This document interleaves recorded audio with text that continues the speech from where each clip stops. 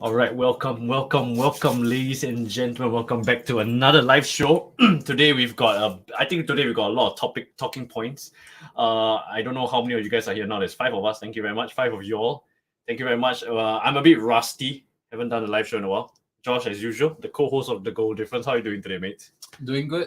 Hope everyone's doing well. Hope you're doing well. And Yeah. I think you got some exciting things to share later on. Yeah. I'll leave you to it. Yeah. All right. So I do have some interesting and exciting news to share with you guys. So today's show. Okay, wait, maybe we have more people tune in, then I will address the issue. But yeah, welcome. Let me address some comments. So Riyad says hello. Thank you very much, Riyad. You're always tuning in. This fella, Iggy Ng, as always, 2 handsome lads. We're waiting for the 3rd handsome lad to join, but he's always not free. Definitely, you should come and make it 3, man. But Iggy, busy with work as always. Yeah, Iggy always busy with his F1 racing at night. Yep. Very busy man. And then we've got Marcus. Hi guys. Hi Marcus. Good to see you. You know, today was O-level results day, and then don't be too shaken about it. You know, it's just a small little cross path into the crossroads, right? Eventually, all of us will find our ways to the what we are called to do in life, and looks like now we are doing. I'm sure you'll have a great time wherever you go and whatever course you choose, and hope you really enjoy and have a fruitful time after this next stage of your education. Yep. So whoever that took their O-level results, congrats, and also let's got to move forward to the next tertiary education. It'll be very interesting. And so let's move on to that's the first point, the first segment today, which is 800 subs. So first of all, we just want to say thank you very much. We are on our way to 1K, as you guys can see from the banner below. 1K, come on guys, we can do it. So 189 more people to go for. The page has been blossoming. We really appreciate the love and support. The content will be even better in the future. We promise you. So today's show is not going to be too it's going to be a lot of talking points, but we don't want to do it too professional. It's just a bit more of like a discussion. So today's, I think there's a lot of talking points to talk about today. And one more time, I just want to say thank you very much. Joshua and I, we are very appreciative of the love and support for the page. And then we've got the vlog has massive numbers, so cheers everyone. I think we've reached 28,000 views on the vlog, so big up. It's blocking our faces, so 28,000. Yes, is hopefully you can push it up to 30,000, but it's good. Thanks everyone. I hope you enjoyed the vlog. Shireva say you should change your outro to just Caleb saying suck him. Not the worst idea in the world. Not the worst idea. Maybe we should play the outro. I'll adjust the outro for the next show, and then we'll keep playing until changes are made in our local scene. How about that? Caleb will be our kind of like an honorary 3rd member for the show. And we Singaporean troops. So Sal, welcome mate. Yo. So as more people are filtering into the show, we just want to say that today's show will be less open discussion because of the next thing I want to announce, right? So the next thing I want to announce is today is going to be a 2-hour show, nothing more. It could be even less today, maybe an hour and 30 minutes. The reason why, I always love talking. We love talking about football. We can always drag on, but today we need to keep it short because the goal difference heading up. So what am I heading up for? I decided that we are going to watch. I myself going to watch Vietnam versus Thailand for the AFF finals. I'm going up to Hanoi. I'm flying tomorrow morning, so that's why I don't want to end this stream too late. I'm going to oversleep and miss my flight. So I'm heading up to Vietnam, and I'm from Vietnam. I'm flying to Bangkok, and then I'm going to watch the Bangkok as well. So I'm going to watch both legs, right? So Vietnam, and it's going to be a banger of a game. My Ding National Stadium and the other university stadium, Thammarat University. Yeah, because usually it's held like Raja Mangala, but it's having some concerts and all. Yeah. So it's having some concerts here and there. So so it's not only a Singapore problem. You see, Malaysia goes through Jeju problem. We also go through Jeju problems. Thailand also going through some musical. Blackpink, if I'm not wrong. Blackpink, yeah. So you see, just unfortunate that this AFF is the what's the one I'm looking for?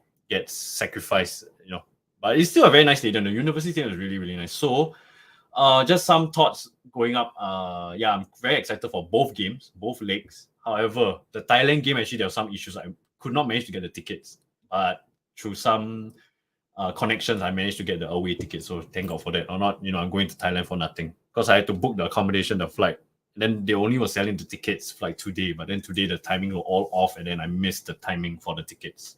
Long story short, we're still been a kind of holiday. Yeah, maybe caught the game outside. True. But it's great that you managed to get tickets. Yeah. So I'm also planning, may be planning to go to BG Patum Stadium. The BG Patum Stadium. I'm wearing the BG Patum kit. So see how that goes. Maybe I can get Iksan or a Fun this jersey printed at the back for me. I mean, it's quite apt because it's the year of the rabbit and Chinese New Year's next week. So the logo is it's a rabbit. Bangkok fantastic. Glass. It's calling for me. It's calling for me. So yeah. I'm heading up. It's gonna be fantastic. I'm gonna do 2 vlogs down there, so I think the content's gonna be banger. Hopefully you guys enjoy it. So Sal is okay. Go Thailand can go Ari football and eat green curry. Ari football, I want to go and check it out. I was talking to Sal the day we met up, and Ari football, I don't know. Then when I went down there, the prices were really high, but it seems they had like some rare jerseys lah. But let's see whether I can get anything there. You know, I was telling you before, the Chana Tips on Krasin's jersey, the player version, Kawasaki Frontier one, right, with the player badges and all. It's like almost 500 Sing. It's mental, really, really mental. But I'm sure they're diehard supporters, right? Okay, so today we're going to address more comments, because if it's an open discussion, we're going to miss a lot of comments. So, thanks for tuning in, everyone. As always, 20 of you guys are here. Thank you very much. Today, again, it's going to be a new series. It's called From the Dugout. So I haven't really done the layouts, everything nicely. So what's this From the Dugout all about? So basically, the goal difference, we're trying to do a weekly program, right? So this weekly program, we hope that it's going to be like a show, sports show that you guys can tune in every Thursday at 9 p.m. So we'll talk about anything about football. So not only Premier League, Singapore Premier League, even maybe Bundesliga, La Liga, we'll branch out. Yeah. So we got some comments coming in. East One said, ever wonder why AFF not held during the official FIFA window? I think is there an official reason? I don't think there's an official reason, but it's not officially a FIFA tournament. That's the thing.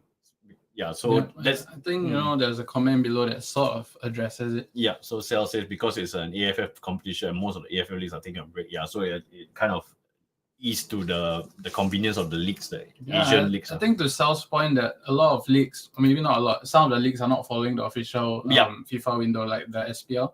So which they're currently trying to align, but it's still up in there how it's going to be done. Yep. Okay, so with that being said, let me share the screen. Hold on, give me a second. Okay, then hold on. Sorry. Going through some technical difficulties as always. So let me remove this first. Okay, so I think but then you see, I think that our Singapore Premier League is also trying to adjust to kind of cater to the official FIFA window. Yeah. So maybe next time AFF could be affected, because to digress a bit, right? Like JDT didn't release their players because it's not, the AFF was not part of the official FIFA calendar. So that could really play a part in the future. I don't know whether Singapore clubs will be, a bit more anal about that. We'll see. So, all right. So let's see. Marcus has come in and said that if Vietnam should win this AFF Cup for Park Hang-seo, he will be stepping down after this. He did well. Yeah, he's the longest tenured Vietnam coach in their history, right? So I think it was quite fitting for him. And we will go through the preview for the game coming up. I think we'll do that right now. We'll go preview the game, talk a little about Vietnam, talk a little bit about Thailand. But I think they deservedly so should win because they look class. We'll get to that. Thanks, Marcus, for the comment. If I'm not, AFCON also not doing that's why so many are angry that, correct. It's not during the FIFA window because during the January transfer window, right? So it's just boils down to this kind of like calendar, which is a lot of clubs also are unhappy lah.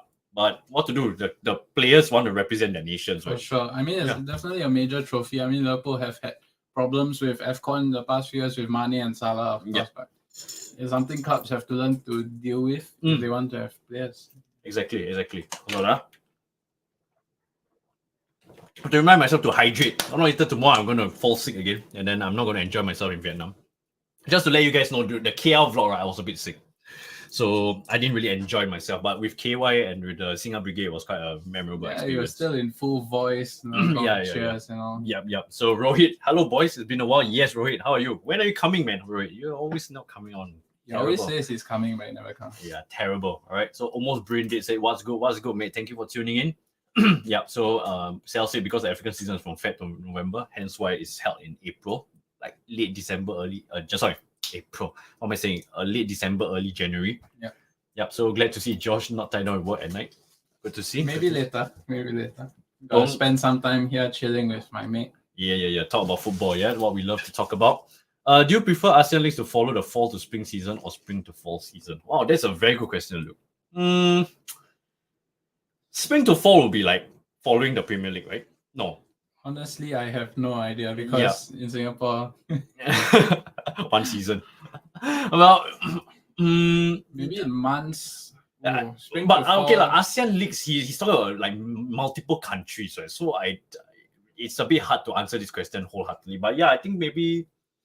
I mean, ideally, it should be standardized worldwide. That the season is August to May, maybe June to July. You can have all these international tournaments. I think that would be the ideal situation. Yeah. But for whatever reason, there are certain countries that can't follow, and I guess football associations and clubs have to work around it. Yeah. So it's not easy. I mean, yes, we have our own preferences, but I think like it's got so many like barriers, right? The associations, right? FIFA and themselves, it's going to be a very headache to. I'm sure even FES right now are going through such a hassle to kind of adjust the league. Probably things like different climate around the world as well. We saw how the World Cup got shifted because of climate. So yeah.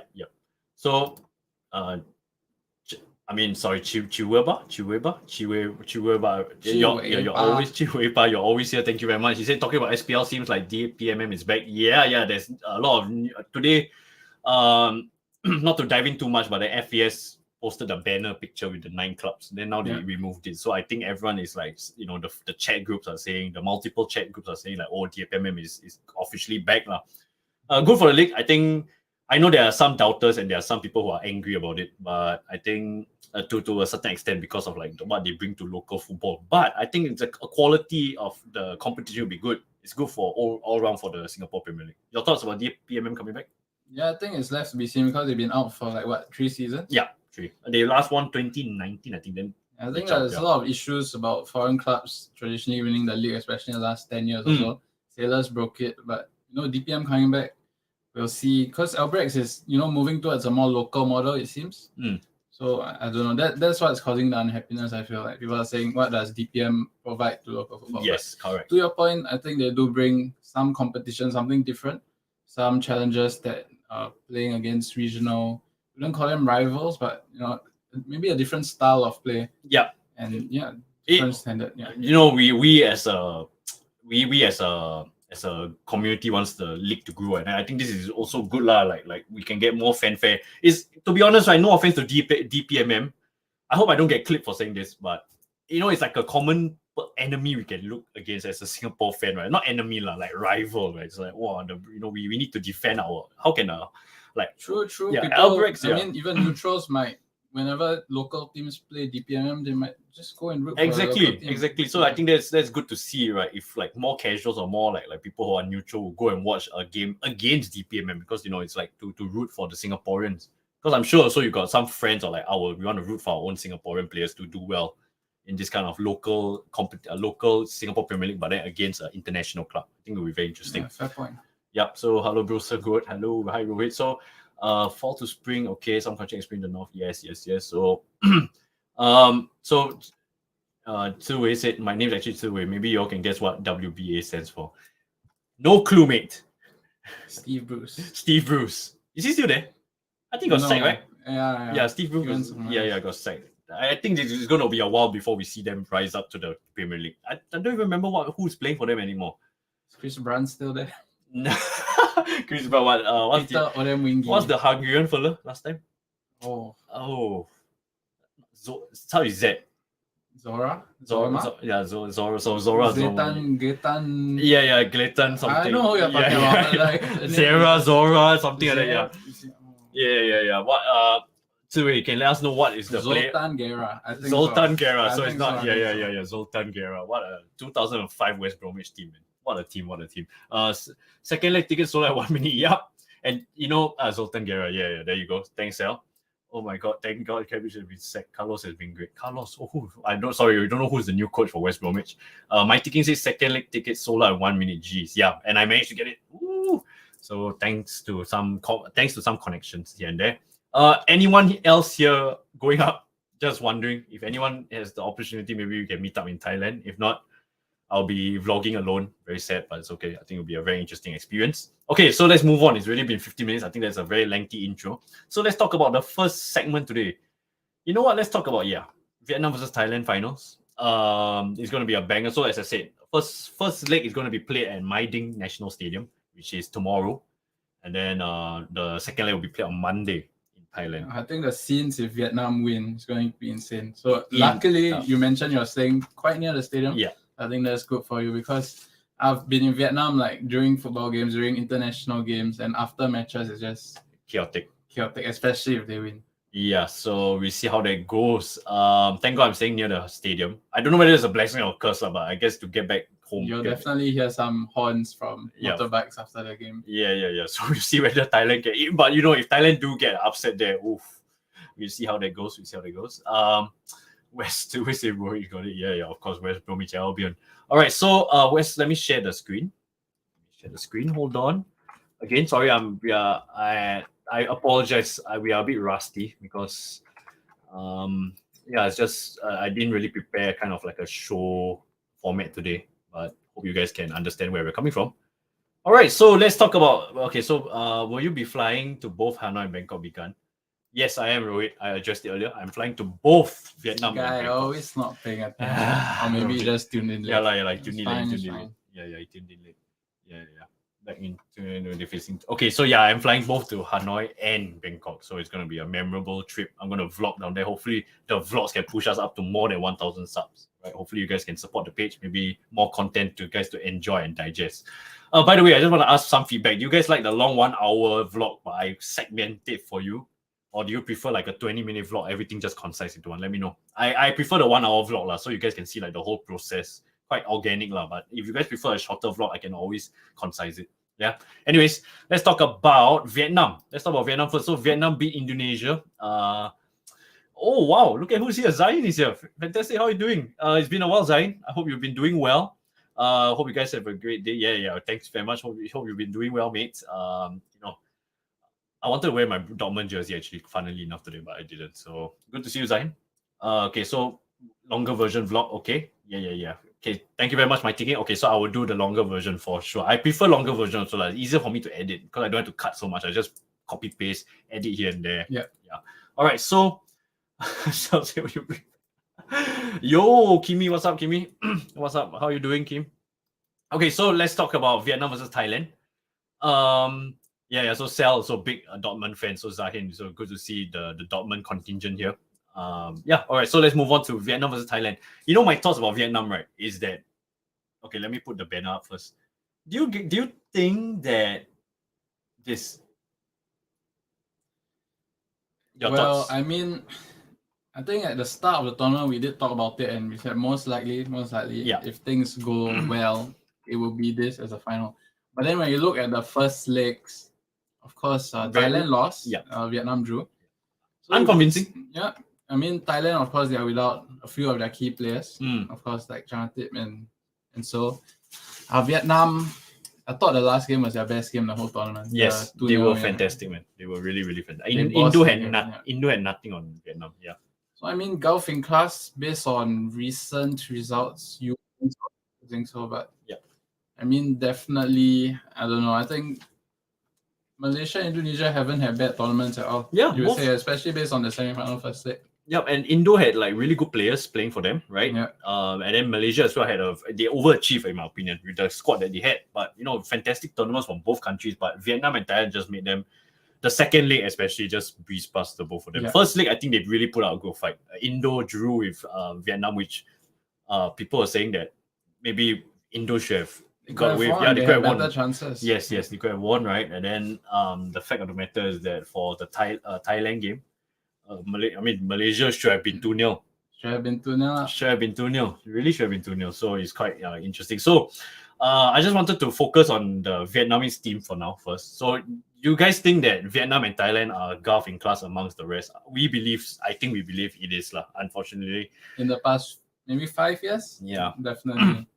Which we can also kind of digress later about this topic about how does this relate to Singapore, right? Because I feel like if these two countries can really advance themselves to the national team, this kind of level, I'm sure Singapore also will now with the what do I call it, the foundation of the Singapore Premier League now starting to look a bit more stable, right? I think Singapore can look on the up and build from there, right? So we'll see how that goes for Singapore's context. Yeah. So again, we apologize. Today's stream is just going to be a bit more analytical, but it's just for the fun and games.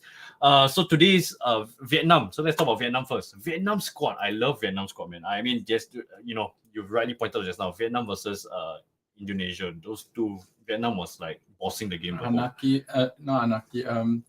The Asnawi versus the left back Van Hao. Van Hao. What a duo. What a duo, man. Van Hao. But Van Hao, right? He has a freaking nice left leg on him, man. I mean, the commentator, I don't know how many times in one game he talks about his outside of the foot. Yeah. Van Hao. He that he was on loan to he was on loan to Heverenering, the Dutch club. I think I did hear about it. And the keeper is also on loan, or he was at Cerezo Osaka for a while. Yeah, for a while, right? Yeah, if I'm not wrong. So you see, you guys, I think you guys are seeing the screen right now. Yeah, okay. So he was on loan, but he didn't play a single game. He was just on loan there. But he's playing for Hanoi FC, which is the most decorated.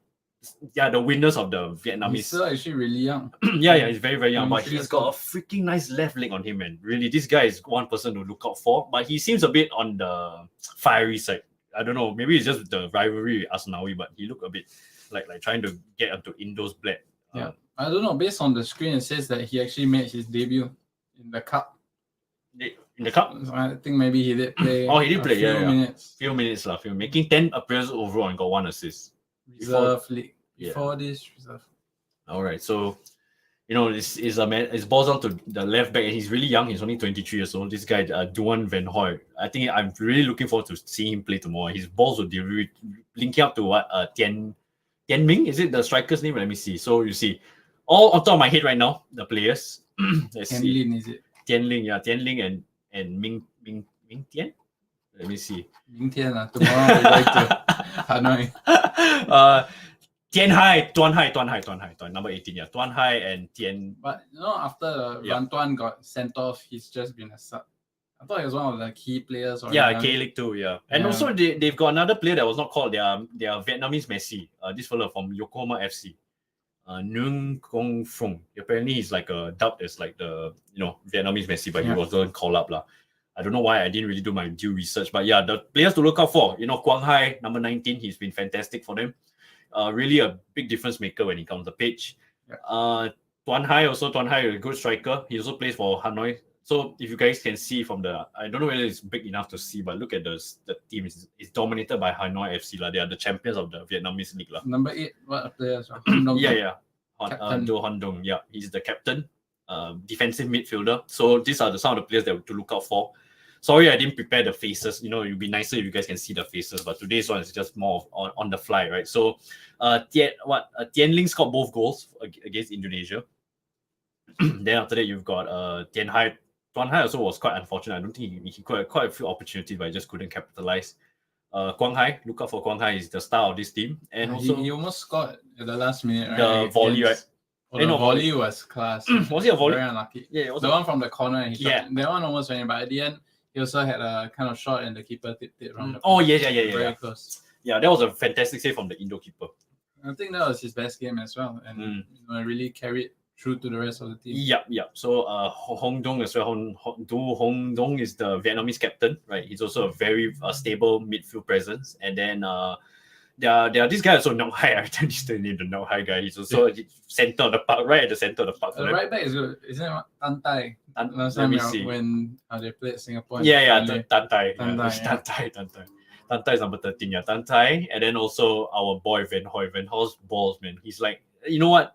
No Adam should actually watch Van Hoy, and this is how he should be playing. Got a hot streak in him. Yeah. But, maybe if Thailand is smart, they can kind of get the red card from him. Yeah, get under his skin. Every game I've seen him play, it looks like he's going to get sent off. Yep, most definitely. All right, so let's see some of the comments. Let me say about Singapore Inferno before they want to become. Okay, wait. So hold on first. Vietnam. Hi everyone. Mirage. Oh, Mirage got. Oh, nice. So Nizam, thank you very much. So you are Mirage. All right. Nice. Cheers, man. Nice to meet you. Finally. Thank you for tuning in for this I think he's a stream. Liverpool fan. Yeah, I he's a think Liverpool so. fan. Yeah, Yeah. he seems to be. Got a good choice in clubs. When you see you and your Liverpool kid. Quang Hai, yes, Nguyen Quang Phong, because he didn't want to play. So similar to China Tip also. I guess maybe they didn't feel like the significance of this AFF Mitsubishi Cup is. Maybe they are all focusing on the ASEAN Cup. Yeah, and even the start of the J League. Yeah. So Quang Hai plays for FC Pau. You're absolutely right, in the League 2 of French League. They haven't considered any goals so far. You're absolutely right, Eugene. There's an interesting stat for today. Vietnam has not considered a goal this whole tournament. Kudos to them, and Indo didn't have a shot on target in the second leg. Yeah, I mean, can throw the long throw, have some corners with all the big men up front, but Vietnam defended. Yeah, the Indo guy has a good. What's it? I can't remember his name. Yeah. Let's see what's his name. What number is number 12? Is it? Probably one of the fullbacks. Yeah, this guy. PA Rifai. I remember his number 12. Yeah. But yeah, okay. So let's talk a little bit about Indonesia. I think they were very disappointing in the second leg, but it's just a gulf of class, in my opinion. Mark, what's his name? Mark Anthony Klopp. Yeah. He had a terrible game, but he was very, very feisty. I'm just surprised that they didn't play Mulwani the whole tournament. I think he's not on form, Mulwani. Yeah, I think the group stage he did play, but after that they stopped playing him for some reason. Yeah, maybe injury or whatnot. Spasojevic. Yeah, Spasojevic came on. Very sparse impact. Very, very sparse impact indeed. And then Mark Anthony Klopp didn't do well. Nothing to Jordi Amat. I mean, the first goal was his fault. Yeah. You see what I said on the chat? The long ball, right? Yeah. I said that he's looking for a swan in the air. He's still back in his Swansea days. He's also looking for Ashley Williams by his side to bail him out. Unfortunately, it's Arianto beside him. So Indonesia was pretty poor.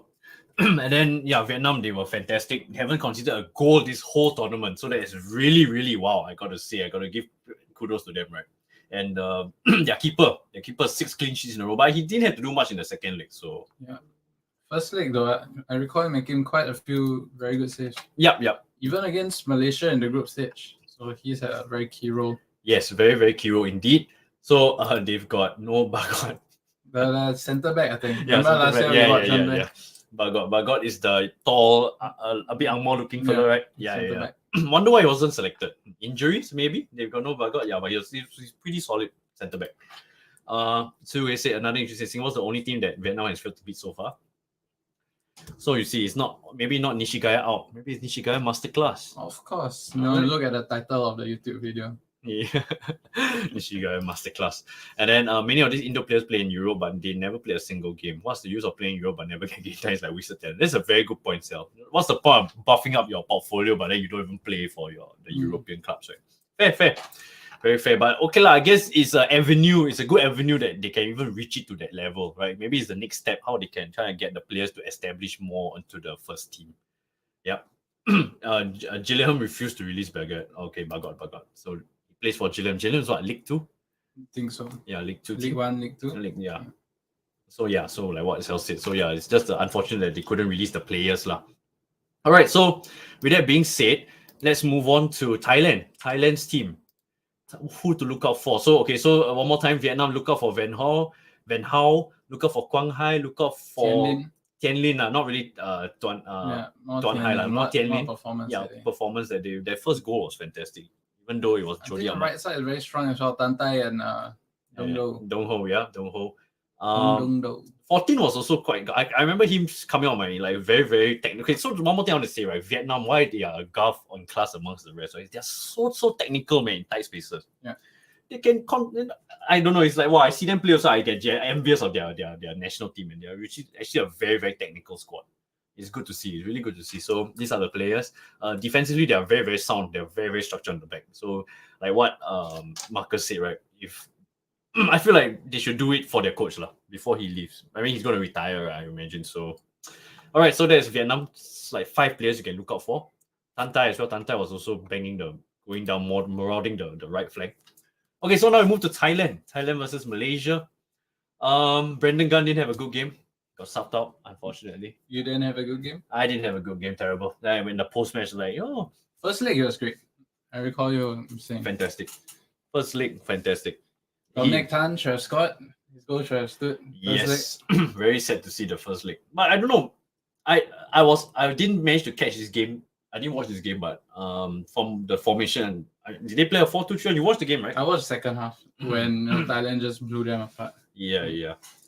I don't know whether Kim Panggon really did like a whole switch of the team because Safawi wasn't playing. Nor was who was playing. Quentin Lee Tak also wasn't, but Lee Tak also doesn't really start for them. I think if I'm not wrong. So came on. Quentin then start right back. yeah, Quentin Cheng, right? He didn't even play. So it seems like he didn't even play. So Thailand, let's move to Thailand. Sorry, I cannot really give analysis of Thailand because I didn't watch the second leg. But I think you guys know who are the players to look out for, right? Tiraton, Terrasil, Yuyan as well. Yuyan is also a very class centre mid for them. Yeah. Defensively, I think they are a bit shaky, but I guess if you're going against Vietnam, I think they have to be very, very, very careful. For sure. Yeah. So, your thoughts about the second leg from the day, Thailand versus Malaysia? The second leg, Thailand just looked like they're going to keep scoring and scoring. It could have easily been more than 3. Yeah. It could have got 4, it could have got 5. And then I think it was quite a comfortable win. Given that one goal for Malaysia would have really thrown the spanner in the whole thing. Yes. Because they won 1-0 first leg. 1 away goal would mean Thailand would have to score 3. But I don't think there's away goals for this tournament, no, if I'm not wrong. I thought there isn't. I don't think there's away goals. Yeah, I don't think so. If I could be mistaken here, but I don't think there's away goals. But you're right. I think Dominic Tan's goal should have stood. It would have been 2-0, right? I mean, that game Thailand should have had penalty. True. That's what some were saying. Some people say in the chat like 2-1, right? It should have been 2-1. But yeah, I think 2-0 maybe you can make an argument for that. But yeah, I think that's a matter of it's just sometimes your luck is not on your favor. But do you see the post game, the Ultras? Yeah. They were singing Sawadee Cup to the Thailand. It was very, very classy from the Malaysian fans. Big up to them. You can teach it to the Vietnamese fans. Wow. Zain, if you're here, big up to you and your Malaysian fans, man. You guys were fantastic, man. And also like traveling CEO, he did his vlog. He had 100,000 overviews, man. Fantastic. Nice. Good to see, he's also growing his page. Bagot cannot be released because the Gillingham refused to believe, but apparently they're bottom of League 2 right now, so they're sad. Maybe they go down to the National League. And then really got to save Bagot, like what Eugene said, save Bagot. So, PS, by the way, Sal said this Vietnam team has been together for the last 7 years. So, I guess you see chemistry really plays a part here. I think this Singapore team has been together for the last 15 years. Haris Harun, Hassan Sani, Shadan Sulaiman, Hassan Sani. Yeah, but jokes aside, I think chemistry is really important, and Vietnam shows how they can build up together as a team the last 7 years, as Sal says. Yep. We ever addressed this before, like the chemistry is very, very important, right? For a team, for a national team as well. Because don't forget, Vietnam also, other than Quang Hai and the other fellow who plays for Yokohama FC, they all play in the Vietnam League. Yeah. So, it's like kind of like comradely in a sense. I mean, the same can be said about Singapore, but I guess Vietnam, the kind of intensity that they play is really, really fantastic. Yeah. All right, so Zahin is coming and say, okay, so Thailand changed their keeper for the second leg. So I don't know, Thailand seems to be changing their keepers all the time, right? Even last year's Suzuki Cup, so I remember they keep changing here. Every game, right? Yeah.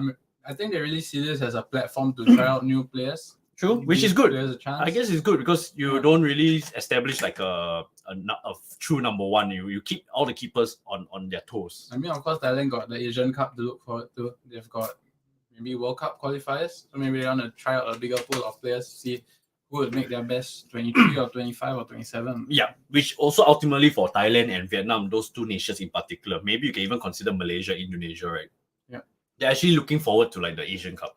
So I guess this is like what you're saying, like the rotation for Thailand is so good for, what's his name? Pokin. Yeah.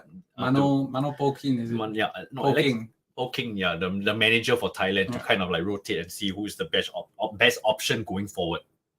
So Zain said, always here. Thank you, my man. Appreciate it so much. Yeah, man. Hey, you don't have to thank me, man. It's really the Malaysian fans. You guys at Bukit Jalil was mesmerizing. I was there. I was like 65,147. You guys were mental, man.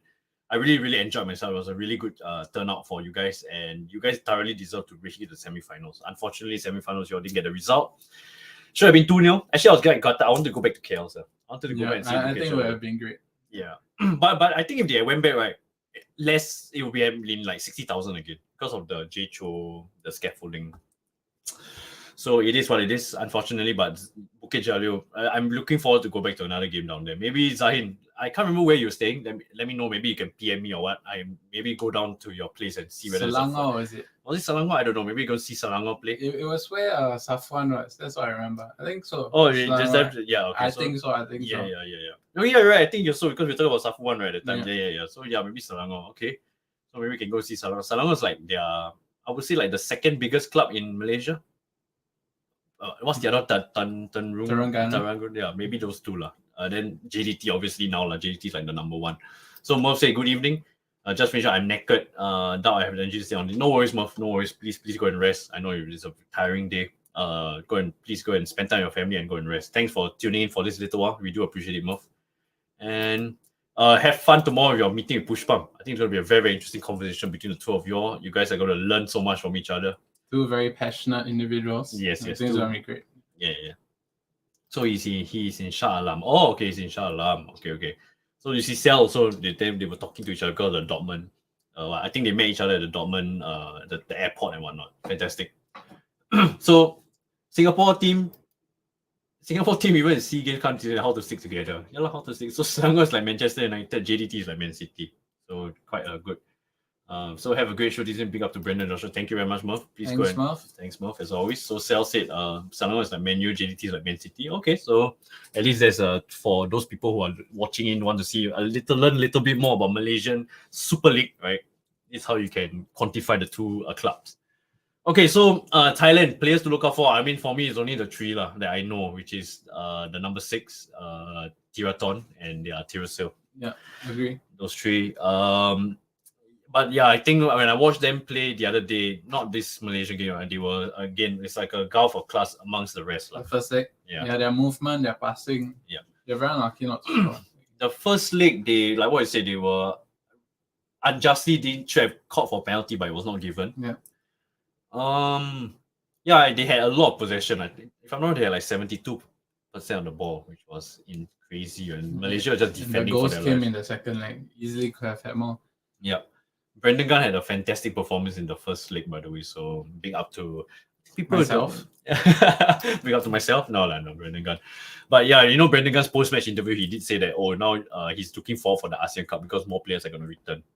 Yeah. So, which is a bit ironic because with him saying that, what's the first thing that came to my mind? I was like, so does that mean that he's going to get dropped? Because I don't know, maybe JDT also have enough. But I remember, if I'm not wrong, JDT sent the Jody Ahmad is their centre back. So. Yeah. If I'm not wrong, what's his name? Matthew Davies or Ben Davies? Matthew Davies. Yeah, he plays for JDT. He wasn't released. A lot of good players in the Malaysian lineup was not playing because the JDT didn't release them. All right, so let's move on to our next topic, which is let's see now. I don't know. Maybe we can go for predictions for Vietnam versus Thailand. Sure, can do both legs. Both legs? Yeah. Okay, both legs. First leg in Hanoi. First leg in Hanoi, second leg in Thailand. For me personally, let me if you guys are watching, let us know what are your predictions for this game. JDT had 9 players from Malaysian teams. So for it was lucky because he now plays in Thailand. Yeah. He's on loan, right? He hasn't left JDT if I'm not. He's on loan to Ratchaburi. Yep. So let's see. So let us know what are your predictions. All right. So Kimi has said 1-0 in the first leg. Fair prediction. Which is Vietnam, I'm assuming because home, right? And then second leg. Okay, so Luke is saying, Vietnam win both. No. Sorry. Hold on. Sorry. It's a bit of a kamikaze style. Sorry, there's a lot of notifications popping up. So Luke says 2-0 and 2-1. So I'm assuming home side wins both. So Vietnam wins 3-2. Vietnam wins. I think that's what Luke is saying. Yeah. So Ultra Malayu is amazing. They lost, but they still say good luck and congrats to the final. Exactly right. So big up to the Malaysians, man. They were very, very fan. Their love and support for their sportsmanship was on show on the second leg. First leg, Marcus is saying Vietnam 2-1. Wow. So you think Thailand's going to score, Marcus? Okay, cool. Interesting. Prediction. So so it seems like people are saying Vietnam to win the F. So it's favoring towards Vietnam now. First leg, we are saying 2-2. Okay. First, Vietnam 1-0. Second, Thailand takes it 2-0. Oh, wow. So Thailand takes it. So Thailand victory, AFF. Okay. Thailand to win 2-0. Thailand 0-0 in Hanoi. Okay. Oh, sell with a Thailand as well. So he's going for 0-0 tomorrow. Yep, 0-0 tomorrow, and then second leg 2-1. Actually, I don't see a lot of goals coming tomorrow. Yeah. 1-0 or 0-0 for me, in my opinion. I think at most there's going to be two. Two goals. At most. I don't think there'll be more than two. Good. Said, talking about Terrace Hill, wondering if Singapore will end up hosting the Olympic qualifier, so maybe we can catch Tinakan in action. But I do recall last year, the last edition, it went, the first leg was like 4-0 or something. I know it was over in the first leg. So you see, I don't think we'll see that. I also don't think we'll see, unfortunately. Unfortunately. So first leg, we were saying 0-0, second leg 0, then so it's both 0-0, so it's going to be a very highly contested game. And then penalties will be 15-14. Oh, 15-14. Even the keeper takes it right, and then 15-14. Damn. Okay, so my predictions. You know what? Since I'm heading up to Vietnam, I do want to see goals lah. Although I do agree with you. Although I just said that I won't see many goals, but hopefully at most 2 goals. So maybe I may want to go 2-0 Vietnam here. I don't know why. You know that was your what prediction? I was thinking as well, but yeah. Because to be honest with you, Thailand, when they were playing against Malaysia, right? Like, I just got to say that Thailand, they're again against Malaysia, maybe not a good apple to apple comparison going up from Malaysia to Vietnam. But I just got to say, right, that Thailand, I think that they rely too much on Tiraton, which is not wrong. Nothing wrong with that, because Tiraton's delivery is magnificent, right? But I know Vietnam is not that dumb, so I think Vietnam is going to stifle him. Especially Tiraton plays more of the central mid kind of role, so they're trying to park the bus in the middle. Don't let him go out wide as well. Make him. He plays like a DM kind of role for Thailand, so try and stifle the middle of the park for him. So with that being said, I think 2-0 for me, Vietnam. Hanoi. And then you're going to enjoy the atmosphere after the game. Yeah. Even during the game. Yeah. No. So your thoughts, first leg? Because I was going 2-0. Yeah. Won't lie, but I'm going to say 1-0 Vietnam. We're going to nick it and hold out for the win. Or you want to swap? Because I actually, you know what, I kind of steal your thunder because you said 2-0. I actually want to go for 1-0 first. But then, no, it's fine. Okay. You went ahead. Yeah, I mean, I do want to see goals. That's the most important thing. Goals is going to be the most important aspect that, the vlog will be quite interesting. I think it will be very boring if it's just 0-0. I'm just sitting down there. Yeah. Hopefully, I can't speak a single word of Thai, but maybe I can go and meet some Thai fans, and I'll be sitting in the away side, so I don't know, maybe I shouldn't wear blue, so I think it's fine. To be honest. Yeah. I brought up a Geylang jacket. So maybe I'll tag Geylang and say, well, our Singaporean Geylang fan go up. Support. So Luke says 0-0 for the World Cup qualifier in 2022. Also, they had both 0-0. Yeah, okay. But I think the teams are probably quite different, especially for Thailand. Chana Tip, a lot of players from the team as well. So JJ says that Malaysia has that one kid on the bench for Charlton when they play United. Watch out for him in the future. Do they have one Malaysia? Wow. Do they have? Let me see. Who are you referring to? What's his name? Malaysia. Charlton. I think Charlton versus United in the League Cup. In the League Cup. Oh, they played. They played like a couple of days. Like I see. 3-0. I mean, I'm not too sure who is it, but we'll get back to that later.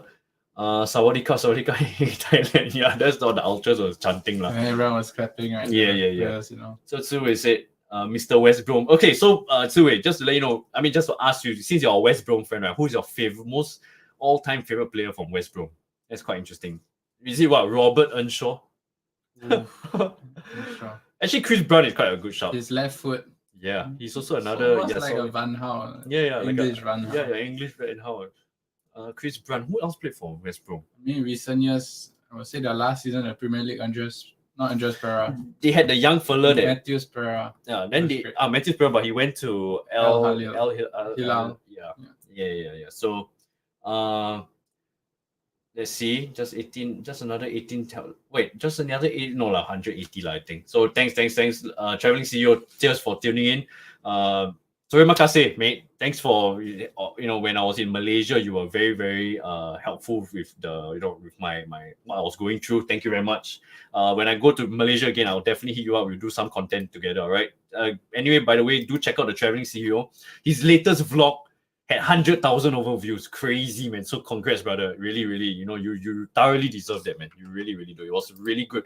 His vlog, right? He did where Tiraton went to his side. Then he was like, hey, Tiraton, congrats. Tiraton, took a picture with the fans. It was really fantastic. Yeah. So do check him out. Oh, okay. So Richard Lin. Richard Chin. Richard Chin. Oh, okay. So that's the Malaysian that's on the bench. It's a very Malaysian name. Yeah, okay. Charlton Malaysian player. Okay, so do look out for him. Yeah, he's playing for Charlton. He plays for the Valley at the Valley, right? Fun fact, Sal said that when he was studying in England, he used to watch a lot of Charlton games. So Nice. yeah, so he's went to a lot of at the Valley, supported Charlton when he was there.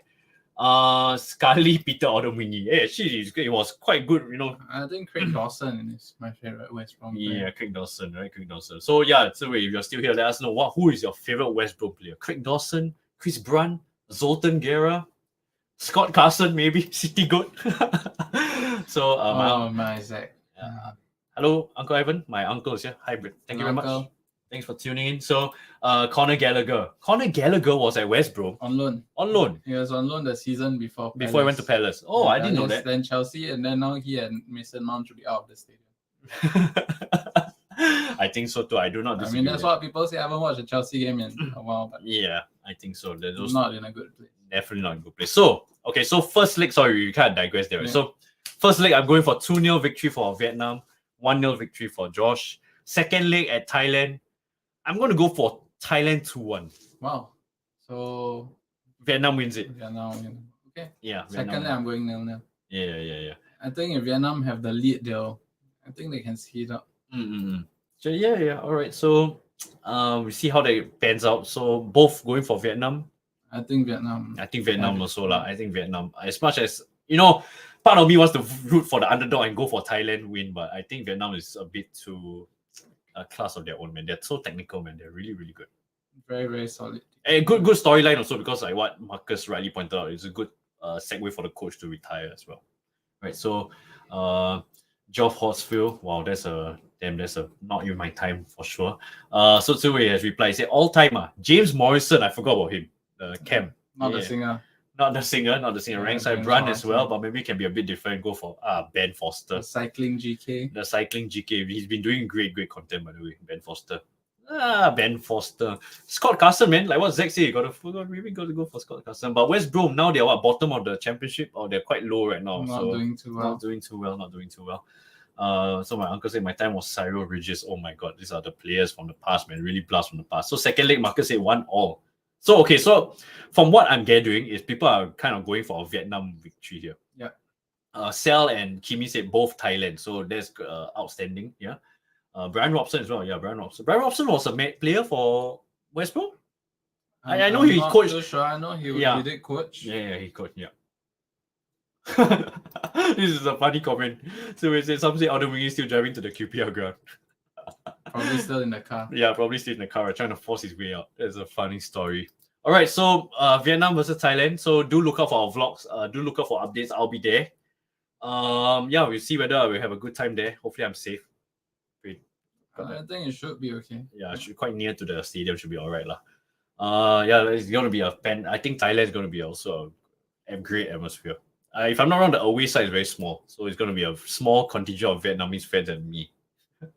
And if Vietnam do win it, right, I think you can join them in the celebrations. Yeah. Okay, so Brian also played for West Brom, then Manchester United. Yeah, he played before Man U. Okay, cool. I never knew that. No wonder he coached West Brom lah. There's the ties there, right? All right. So, Xiao, you say, is Joshua going too? Unfortunately not. I wish I could, but nope, I won't be joining. Supporting from home, watching on Me Watch. Yep. Don't worry, I will give you some live updates in the chat. No worries. Low Ridges and Robson more like my father's time one. Yeah, it's actually two way. Just let us know, why do you support West Brom? It's actually a very interesting club to support. I mean, we do have a friend from church who also supports West Brom. Do we? Vincent? Yeah. Does he not? Oh yeah, I think he does. Yeah, I mean he supports Milan lah, but yeah, I think for the Premier League he does support West Brom. Yeah. Actually, very interesting, right? Needs to Brendan TG needs to sponsor plane ticket. You balls to you, lah, Zach. You sponsor on behalf of TGD, lah. Anyways, thanks for the comment. So yeah. Then he came back to manage West. Yeah, he managed West Brom in 2004. Correct? I think he was the manager when they had the Great Escape, if I'm not wrong. The West Brom Great Escape. Can't remember. Yeah, I think so. Yeah, so Trevor Francis was. So you see, these are all the names that we're not familiar. It's not our time, but it's good that the chat is, having a wholesome chat about West Bromwich Albion. Yeah, but so we let us know why you support West Brom. Very interesting. Could be a very interesting story why you support West Brom. But it's good. Maybe you don't support the big clubs, or support one of them. What's the Hawthorns, right? The West Brom Stadium, the Hawthorns. Okay, anyways, let's move on to a bit of FPL. Let's talk about Manchester Derby. Right, the Manchester Derby. I don't know why today is a bit quiet, but it is what it is. I mean, not the stream, but here, I don't know why. Maybe not used to the settings yet. But oh shit. Oh, okay. Hold on. Give me again. I'm familiarizing myself. Manchester Derby. All right. Again, I apologize. We did not prepare any of the pictures, right? All right. So we say how when I was really young, started to get into football, I found the mascot very cute. That is actually a very, very cute story. I think it's quite a valid point. Yeah. All right. Close enough. All right. So it's actually quite a healthy blend. We got United fans in the chat. We've got City fans in the chat. We've got West Bromwich Albion fans in the chat. We've got Liverpool, Arsenal here. It's a very, very healthy convoy. I don't know if you got any Spurs fans. Hopefully not. But hopefully not. Yeah, hopefully not. All right. So Walkhouse is yep. If you guys didn't know, Walkhouse has apparently signed for Man U already. So Man U is paying what, 3 million for him to loan fee. Cancel the loan from Besiktas. So they're paying to Burnley, right? If I'm not wrong. No. I think they're paying to Besiktas, if I'm not wrong. So then did Besiktas sign him on loan, right? Yeah, on loan. But because I don't know how the agreement was, because you are kind of cancelling his loan at Besiktas. So I think the money goes to Besiktas. Like, oh, you're taking. Okay. Yeah, maybe I may be wrong, right? So Walkhouse, you think it's a good signing for Man U? I think he's a good player. He did great at Wolves, but West Brom thought he would World Cup as well. World Cup, he did well. The goal against Argentina. Yeah. But whether he suits what Ten Hag wants to play. I think part of the reason why Ten Hag signed him is because he's Dutch as well. Yeah. Probably play into the whole thing. Ten Hag has always been linked with Dutch players ever since he came in. De Jong, Malacia, Chinese. He took Lisandro Martinez from Ajax as well. And then Anthony as well from Ajax. So So I think it makes sense, the signing. Of course, United need a striker. Yeah. You won't deny it, despite the form that Rashford is in.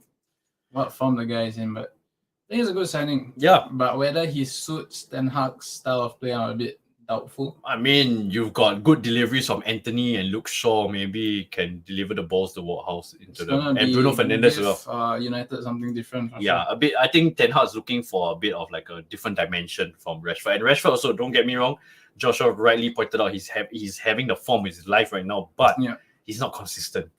Yeah, but then again, the question is, what's the difference between Weghorst and Ronaldo? Oh, fair. I mean, you get rid of Ronaldo and you gain Weghorst, so but I think are they two different?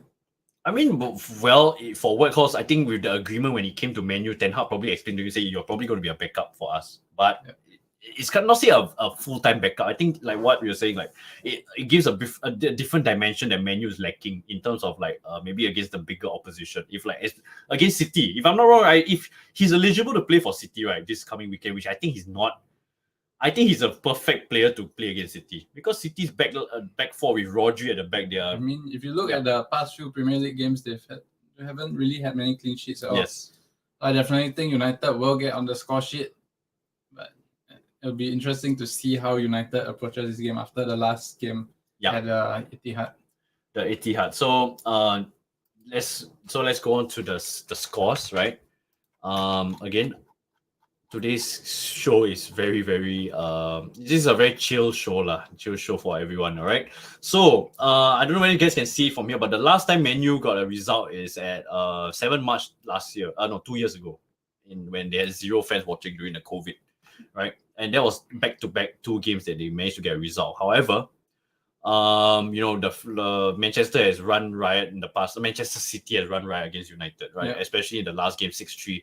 I mean, if you guys watched the game, if you guys didn't watch the game, the score suggests it's like kind of a close game, but it was not a close game. Basically, the 3 goals was like consolation for United. Yeah, but I mean, if you didn't watch the game, you would still be able to guess that Christian Eriksen was playing defensive mid. Yes, which is actually something that I think Ten Hag, that was the game that Ten Hag realized that Eriksen has no way Eriksen should be playing. I think he's adjusted a bit, and yes, United have looked really, really sound defensively. Yeah, the last few games. Yep. So that's really, really good to see that Ten Hag has finally adjusted his squad, Right, that time when when Ericsson was playing DM, I was very, very against that. I'm like, Ten Hag I believe Ten Hag was the right manager, but Ericsson has no way should Even be the playing Brentford DM. game, but I guess they've taken to him really well and adjusted to what he wants. Yeah, so it's great to see for United. And going to this game, I actually feel very confident for United at Old Trafford.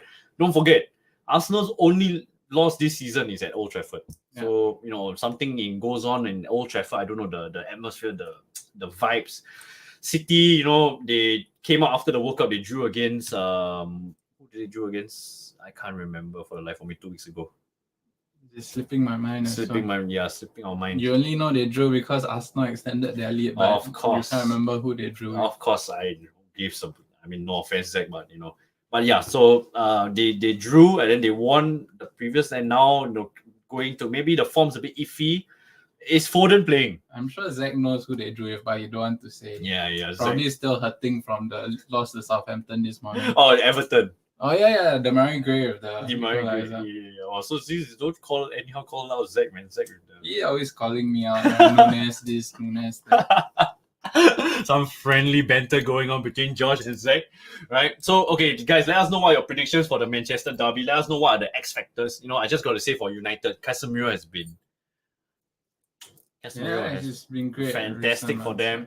Who are the players? Top 3 players for United. Bruno, I guess, coming off from a strong World Cup, even though Portugal.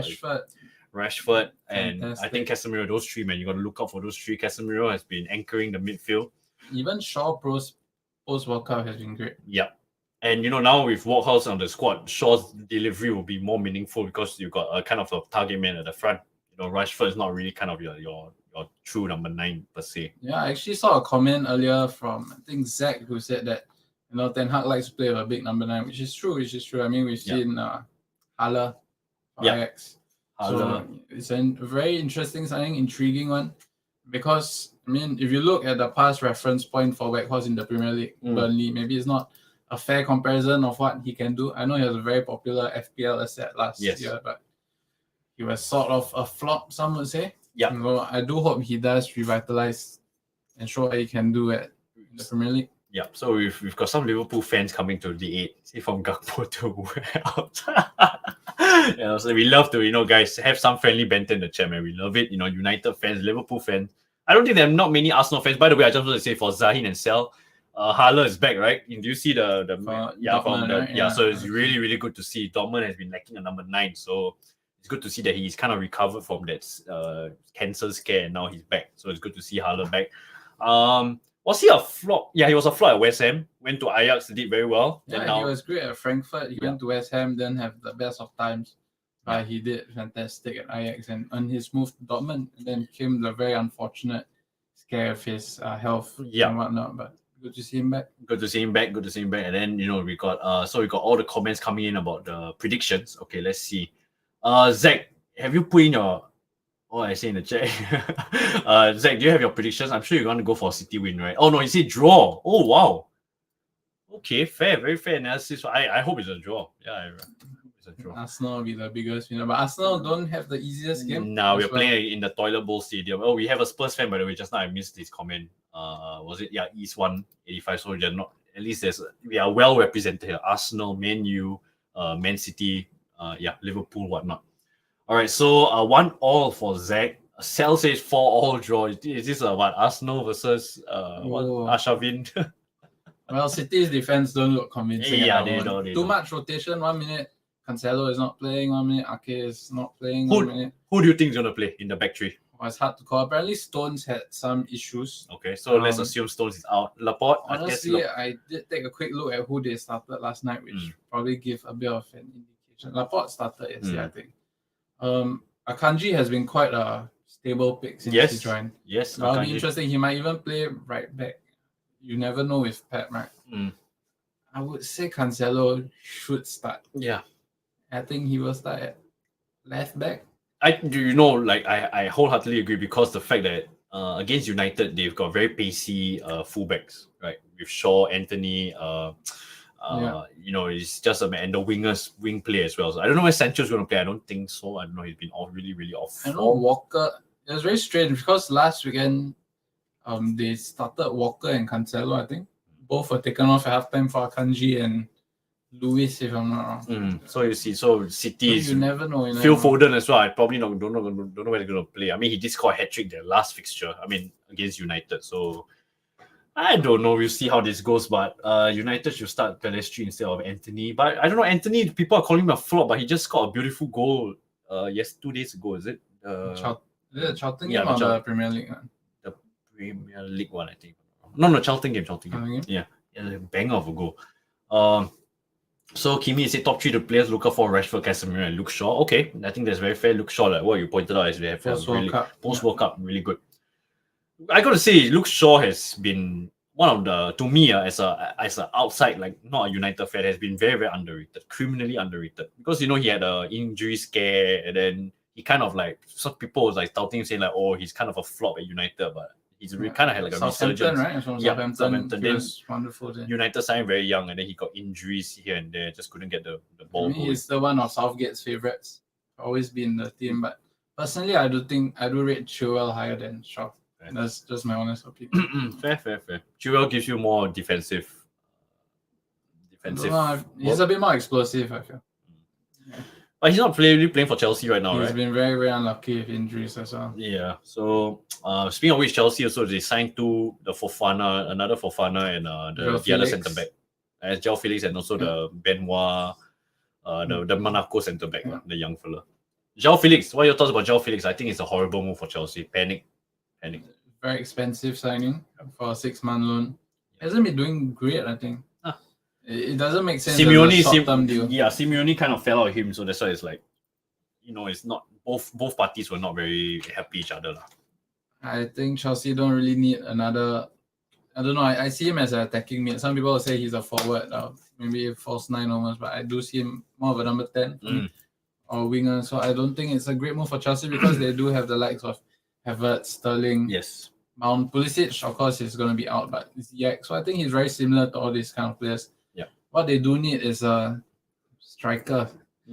I feel they've needed a striker for years. Since Diego Costa, to find Morata, Higuain, who else am I missing? Werner, Lukaku. Those 4, those major 4 suspects. Just couldn't get anything going, unfortunately. But yeah, João Felix, I don't know. The financials do not make sense, but if he can do well at Chelsea, then kudos to Chelsea for picking him up. Yeah, I mean, if he does well, maybe they'll consider getting him on a long term. Yeah, because the loan deal has no option to buy, no obligation to buy, and no option to buy. But since he's falling out with Diego Simeone, right? If he does well at Chelsea, I guess he's going to open suitors to buy him. Yeah, I don't think Atletico. To me, honestly, Atletico should quickly cut their funds with him. If they entrust Diego Simeone as their Simeone as their future, right? I think just maybe lose like 20-30 million and just let him go. Because they signed him for like 100, if I'm not wrong. Euros, 100 million euros, crazy. 3-0 to City, Nizam has said. Miraj, right? Miraj. Liverpool fan as well, right? Miraj. 3-0 to City. Credits to United for the win against a smaller club, but City will be going all guns blazing after their loss to Southampton. Fair? I think that's very fair. 3-0 to City. Garnacho, what are your thoughts about Garnacho? I think he's still very, very young, but he seems to be like Garnacho reminds me of the Italian fella. What's his name? Makeda. Oh. Yeah, I don't know. Nothing with their play style, just the hype around him. Then Federico Makeda kind of like fell off, right? So Zach says, so Kimi said 2-2 draw. Zach says AKA Ake. Nathan Ake, Laporte, Akanji. Or Stones. Oh, okay. So I'm assuming he's saying Stones for Akanji or Rico Lewis? No, I think he's saying Akanji or Stones. Okay. Probably depends on Stones' fitness as well. Yeah, but Ake also had a fantastic World Cup beside Van Dijk. Yeah. City scout Zach with his predicted back 4. Yeah. So Tsu said 5-1 City win. Wow, so a lot of people are going, rightly so, City are really another class of their own. But as I said, like what Kimi pointed out also, if you look out for United, I think Kimi did put in a very good point just now. I missed it. I'm so sorry. Yep. So he said agreed. Shut down City's midfield and United can win this. I think that's very fair. Bernardo Silva, Rodri, and Gundogan. I think those 3. Yeah, these 3 are going to be. Going to be. You got to look out for them. So Kimi says he's got to go. Thank you very much. Cheers for tuning in. Appreciate it, mates. Have a good night. Cheers. So Dalot got injured against Charlton. Oh, he got injured. Wow, so that could be It's like a Malaysia? extended run for Wan-Bissaka. Oh, Wan Bissaka. I totally forgot about Wan Bissaka. My God. So United lineup for sale. He says De Gea, Wan Bissaka, Martinez, Varane, Shaw, Casemiro, Eriksen, Bruno, Rashford, Palestri, Martial. Wow, Martial. Okay. I feel like Martial was a failed experiment, but we'll see. Maybe he Interesting, can. Palestri over Anthony. Oh, so is Diego Simeone going to quit Atletico? I didn't know that. That's a very interesting fact. I didn't know that. So if he's going to quit Atletico, then João Felix probably can rotate his way back into Maybe. yeah. So Felix is a good player, but not a good fit. Yes, this is absolutely right. I think we had this discussion in another chat as well, right? Yeah. The MMA fight. Yeah, but yes, Felix is a good player, but not a good fit. It's not exactly what Chelsea needs. I think it's a very desperate move from Chelsea. Either ways, so predictions. Seems like 2-2 is a very popular scoreline. Are you going for that? It crossed my mind. It's a tough one, to be honest. I do see both teams scoring. Yeah. Despite how well United's defense has been playing. When you face Haaland, you're most likely going to concede. Yes. Unless you're Southampton, of course, manage to keep a clean sheet. Yeah. Okay, I'm going for it's a very tough one. It is really tough. I think it was a draw, actually. Yeah. I'm just gonna go 2-2. I think it's gonna be an exciting game. I mean, the last derby you had 9 goals. Ultimately, Inflated 9 goals, by the way. It depends how United approach this. Whether the last game they tried to take it to City, I don't think they're going to be that. Yeah. Gung ho this time. Probably go a bit more defensive. I think 2-2 is quite a fair scoreline. Yeah, okay, 2-2. I think that's fair. I think I'm gonna go for. You know what? I want a United win, lah. Selfishly, maybe there's a reason, but I think Old Trafford, the vibes and if Ten Hag can play a good master plan against Pep Guardiola, I think United can steal a victory there. 2-1 for me. Yeah. Similar to the Arsenal game, I think I'm going for a 2-1. Yeah, 2-1. I think we can. I think United can steal a victory against City, and City has not been looking too impressive. To your point, I think it's the rotations. I feel like the rotations are killing City right now. But I think the rotations right now, if Pep can get it right now, I guess it's good for the end of the season when players get tired, team gets tired. Yeah. Rotation is going to be very important. Either ways, we've got Mr. Resident, Mr. City Man himself. All right, Zach, how are you doing there today, mate? How can you ask him after City got knocked out of the League Cup? Yep, I'm doing good. Yeah, not so good after the result yesterday, but yeah, not so good after all there yet. Yes, woke up at 4 a.m. to watch that terrible game. Poor Zach. So, by the way, this is Zach. He's a great fan of the show. Community is not the first time here. We brought him on because he can give us more insights about City, right? I'm an Arsenal fan. Josh is a Liverpool fan. We give more outside personal opinions. Maybe a bit more of a City bias opinion, maybe. I saw your predictions. 1-1. I'm very surprised. Zach, what are your thoughts? Why 1-1? I think City will play quite cautiously. That's my opinion. Because we also have been pretty shit away from home. I think I was watching the game this morning. I think I saw a stat. Man City has only scored 6 goals in the last 5 away games. So it's quite iffy. So the thing is that we'll play very cautiously, and I in my personal opinion, we shouldn't look at the 6-3 result. I know we were really good. We were 6-1 at one point and that kind of thing. But that was the United side that was like learning the ropes and so on. That kind of United will be, I'm pretty sure they'll be very, very tough to beat, especially at home. So I wouldn't look at the previous result. I'm looking more at like what we have now and so on. Like so many players out of form, a lot of doubts over who is playing and so on and so forth. Yeah. That's the frustrating part of a City fan, right? Because like you can't really predict who's gonna play. It's very hard to see, and give your analysis on the next coming game because Pep likes to rotate his players like to know tomorrow, right? Either ways, we've got another fan of the show.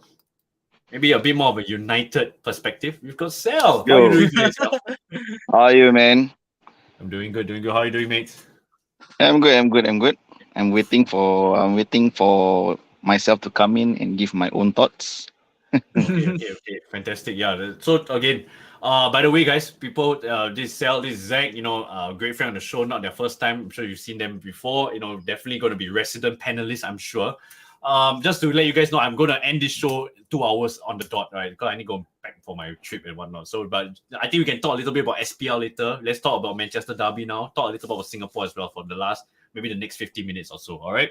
So, Sal, give your thoughts, man. What you want to give about Manchester Derby first? Maybe you want to say some things. Okay, actually, for me, if you want to see that United has been very good at home, they only lost, I think, once at home. Okay. Yeah, they only lost once at home against Brighton. Yeah, correct. But and they have been playing well. I think for Ten Hag, his signings has been great, except for Dubravka, which Newcastle, I think they scared we will sabo their third place, so that's why they took away Dubravka away, and we signed Jack Butland out of nothing. But I think for myself, for the Manchester Derby, I think United will be extra motivated because they do not want the 6-3 defeat to repeat again, and I think they will play to their best. The only thing that worries me is for Anthony, because I think as the season gone by, ever since he came back from the World Cup, he's not been the same player. I think I'm not so sure what is happening to him, but hopefully United will resolve this issue with Anthony, like what he did to Rashford. And I think I'm hoping that United will win the game, because to just add pressure to the to City and Newcastle on top of them, and eventually Arsenal, hopefully, because they will be playing Arsenal away after that. Yeah. So hopefully they will get a result. The only thing that United have to watch out is Kevin De Bruyne, because during the game at the Etihad, right? I think they concentrated on Haaland more, but then they ignore the likes of I think Mahrez was playing right at that time, and on the right for the 6-3. Yeah. No, Mahrez was playing right. Came on second half. I forgot who's playing from the right, I think, but then they forgot to mark the right side and Kevin De Bruyne. So these two were the ones who provided a lot of assists to Foden and Haaland eventually. But for me, right, Haaland isn't a problem, because Haaland, he fits on a lot of a lot of assists. Like that's the reason why when he was in Dortmund, right, when Sancho was around, he was really one of the best scorers in the Bundesliga. But right now, if you stop feeding balls to Haaland, right, he can't do anything much actually. Yeah, I mean, so but the United game, right, Haaland was also kind of like, he was on a man of the mission, right? But he slowed down a bit. But like I said, he fits on people playing to him the balls, because United failed to shut down the likes of Foden, the likes of Kevin De Bruyne, and I forgot who's playing on the right side. So that's why when they crossed in the ball, they took advantage of a tiring Varane. I think Varane got injured that day, if not wrong. And also Lisandro Martinez height also. So they used Haaland on him. So that's so to me, right, to stop City from scoring, right, it's actually the midfield and the wings. If you stop them, right, I don't think City can play. So Zach, how will you counter that as a City fan? What are United's weaknesses to kind of exploit United's way? Because I agree, Sal. I think midfield, the most important thing is the midfield. Once you disrupt the City's midfield, right, no deliveries to Haaland, the midfield's all over the place. It's going to be a very disruptive and a chaotic time for City to overcome United. But Zach, what are your thoughts? I think United had to be. Rather than United had to be really very sharp on the day, because the thing is that, like as we all know, Ten Hag likes to play very high, a very high line and so on, that kind of thing. So that can be very vulnerable to if City can counter quickly, especially like as we have seen what Man City do in big games. Basically we defend 4-4-2 lah in big games, De Bruyne, Haaland up top. So we just need to send the ball forward, and then it will be quite deadly for United. So it's about United how they can control those transitions lah. And what Sal says is correct. It's more of stopping Kevin De Bruyne than stopping Erling Haaland. It's like Erling Haaland may force the United backline deeper, that kind of thing. But it's also whether it's also reliant on the ball coming out. So Kevin De Bruyne will probably be the source of the balls. So like personally, I think how we can prevent that. Also, another big factor is the last game. Remember 6-3, the 6-3 game. McTominay played midfield. Now Casemiro is playing, so that's a huge upgrade. That will be nice. And centrally, Eriksen playing DM, that was the disaster because that was when a lot of the midfield calamity. But you're right. Now Casemiro has shot up the midfield tremendously. So yeah, to your point. I think as I said, my guess is that this has to do with the back line. So I think with Ake starting left back and then Rico Lewis starting right back. Actually, Rico Lewis has a very interesting role in possession actually. So I bet is the Rico Lewis will actually push into midfield, alongside Rodri. So then the rest of the three centre backs actually flush across. So it's actually a 3-2, like whatever in front. Usually it's like a 3-2-4-1 shape, that kind of thing. So if let's say we play this 3-2-4-1 shape and Kevin De Bruyne drifts, let's say, to the right half space, let's say right cam, right half space, so he'll be able to send in crosses. He'll avoid Casemiro because if Kevin De Bruyne just go out with Casemiro, he's not going to win that battle consistently. So if as what I think is going to start, Ake and Rico Lewis play that, then Kevin De Bruyne will probably move more out the right flank together with Mahrez to combine, send crosses, for them back on the left. That should work much better. And maybe Gundogan also, maybe Gundogan or Bernardo Silva playing the other midfielder will add extra body into the box. So I think that's what City will go for. So it's more of, it's actually my opinion. Long story short, it's basically just which team can control the transitions best. United, or if United can shut down City on the transition, they should win the game. Man City not playing very well, so that's another problem that we are gonna have. Yeah, I think that's very true because transitioning the play for City has been one of their strengths because they got Bernardo Silva is actually the main man to kind of like transition the play, and he's been fantastic for them. When Bernardo Silva doesn't play well, Gundogan struggle. Not saying Gundogan struggle. Gundogan is a very stable midfielder, but he's not as fluid as compared to Bernardo Silva transitioning the play. Right? Your thoughts, Josh? Yeah, I think both have valid points, and I did struggle to call this game. I think it's going to be a very tight game, tighter than the one previously for sure. I think a very valid point is Casemiro in midfield, even though Eriksen is still sort of playing in the midfield three with together with Bruno. Yeah. I think Casemiro is really a huge upgrade from McTominay. Haaland, I don't know, the guy just has a way of getting into the right place at the right time. Even loose balls, you don't have to put the ball to him. Sometimes the defender will just hit it away and it'll just fall to his feet and he can score. But positioning is key, man. That guy, crazy. So I think offensively wise, it does look like City have a bit of the upper hand. Simply because United are still lacking that number 9. I mean, they've tried to shore that up, but I do think it's going to be quite a tight game. City aren't in the best of form. Of course, they got knocked out from the League Cup. Sorry, Zach. United with a very comfortable win, 3-0, and even in the previous league game, they're very impressive. Yeah. So I do think, personally, I see a draw. I think it might be a bit too tight call. I think you'll be happy with a draw. I'll be happy with United win. I'll be happy with United win. But draw is also a fantastic result for as an Arsenal fan. As a Liverpool fan too, I think it's going to be a great result. And to before I pass time to Sal, right? Sal actually made a good point just now because United's gonna play City and then next thing they're gonna play Arsenal, right? So if let's just say United they lose to City and then assuming they also lose to Arsenal, then their top 4 they're gonna lose 6 points on to the likes of like Chelsea, Newcastle. Chelsea is too far, man. Too far. Chelsea is like 11 points away. Newcastle. I mean, Spurs, we'll talk about Brighton first, man. We'll talk about Brighton first. They are the more danger team. Yeah, than Chelsea, right? Chelsea is really fading down the. It reminds me of how Arsenal. I see now. Thank God, at least London. There's another London club taking over our spot as like the floppers, the flop. Anyways, before we move on, Zahin said this. Sel. What's up? He says, yo, bro. Yeah, bro. But just to let you guys know that Sel and Zahin both Dortmund fans, so this is the camaraderie, right? Have maybe one time when we go Malaysia, maybe we go see like the Malaysian fan club for Dortmund. It'll be very interesting. Yeah, man. I'll be interested to see the Dortmund fan club in Malaysia. Yeah, just to just to meet them and what. Hopefully, one of the games, in the second half. Hopefully, the Bayern Munich game, if I can make it, man, with you guys. Oh damn! Yeah. I think that'll be good. And then we got Xavier. Why is the profile different YouTube account? All right. Hello, Brenda. Hello, Xavier. Aren't you supposed to be sleeping right now? School tomorrow, mate. Anyway, thanks for tuning in.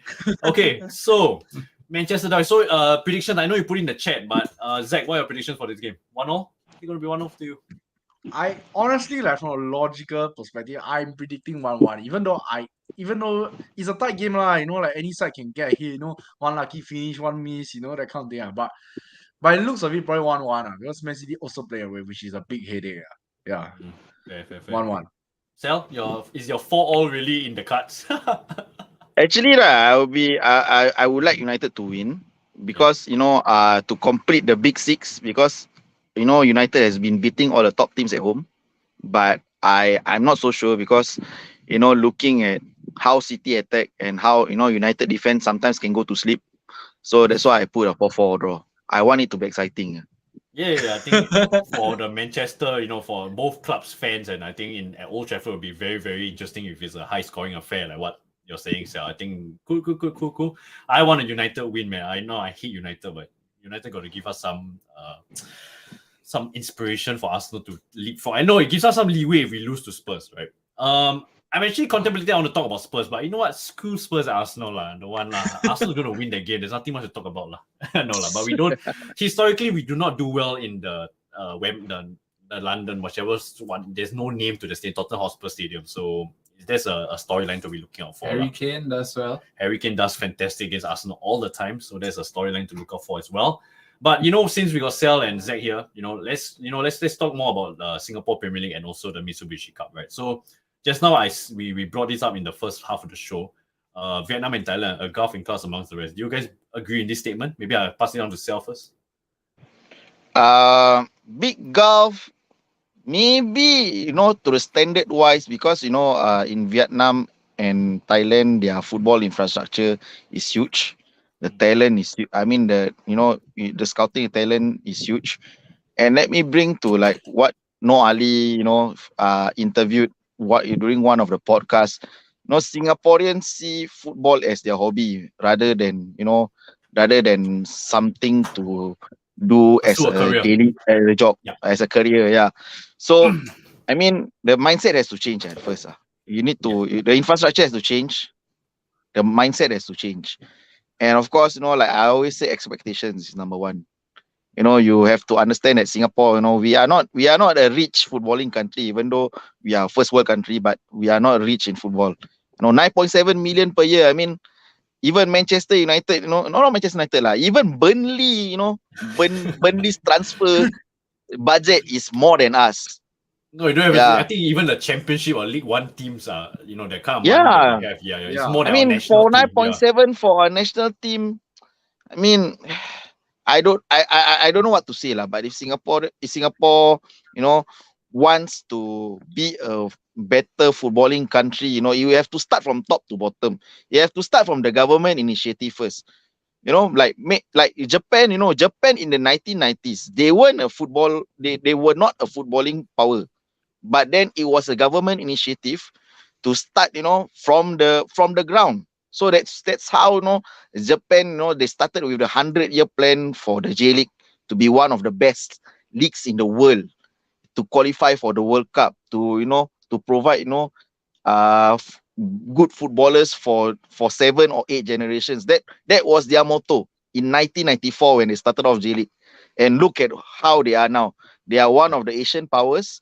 A lot of their players are in Europe. So it took them how many years? 27 years. Not 27 years. They first qualified for the World Cup in 1998. It took them 4 years. That's it. 4 years to qualify for the World Cup. We put goal 2010, never happened. Goal 2020, never happened. Goal 2030, I also don't know. If you put those kind of plans, but it's not from the government initiative, right? It won't happen, man. It won't happen. Yeah, it won't happen. It's true. Yeah. So, Zach, your thoughts? Do you think that Vietnam and Thailand are a gulf in class amongst the rest when you watch them play? In AFF, clearly, like I'm pretty sure Thailand, Vietnam, they are aiming higher, right? Like the World Cup qualifiers, like I think Vietnam, they went to the last round, right? Then they even said, they were disappointed. They did. I think they didn't even win a single game. Yeah, they didn't win a single game, but they won China. They won China. They only won one game. Yep. Yeah.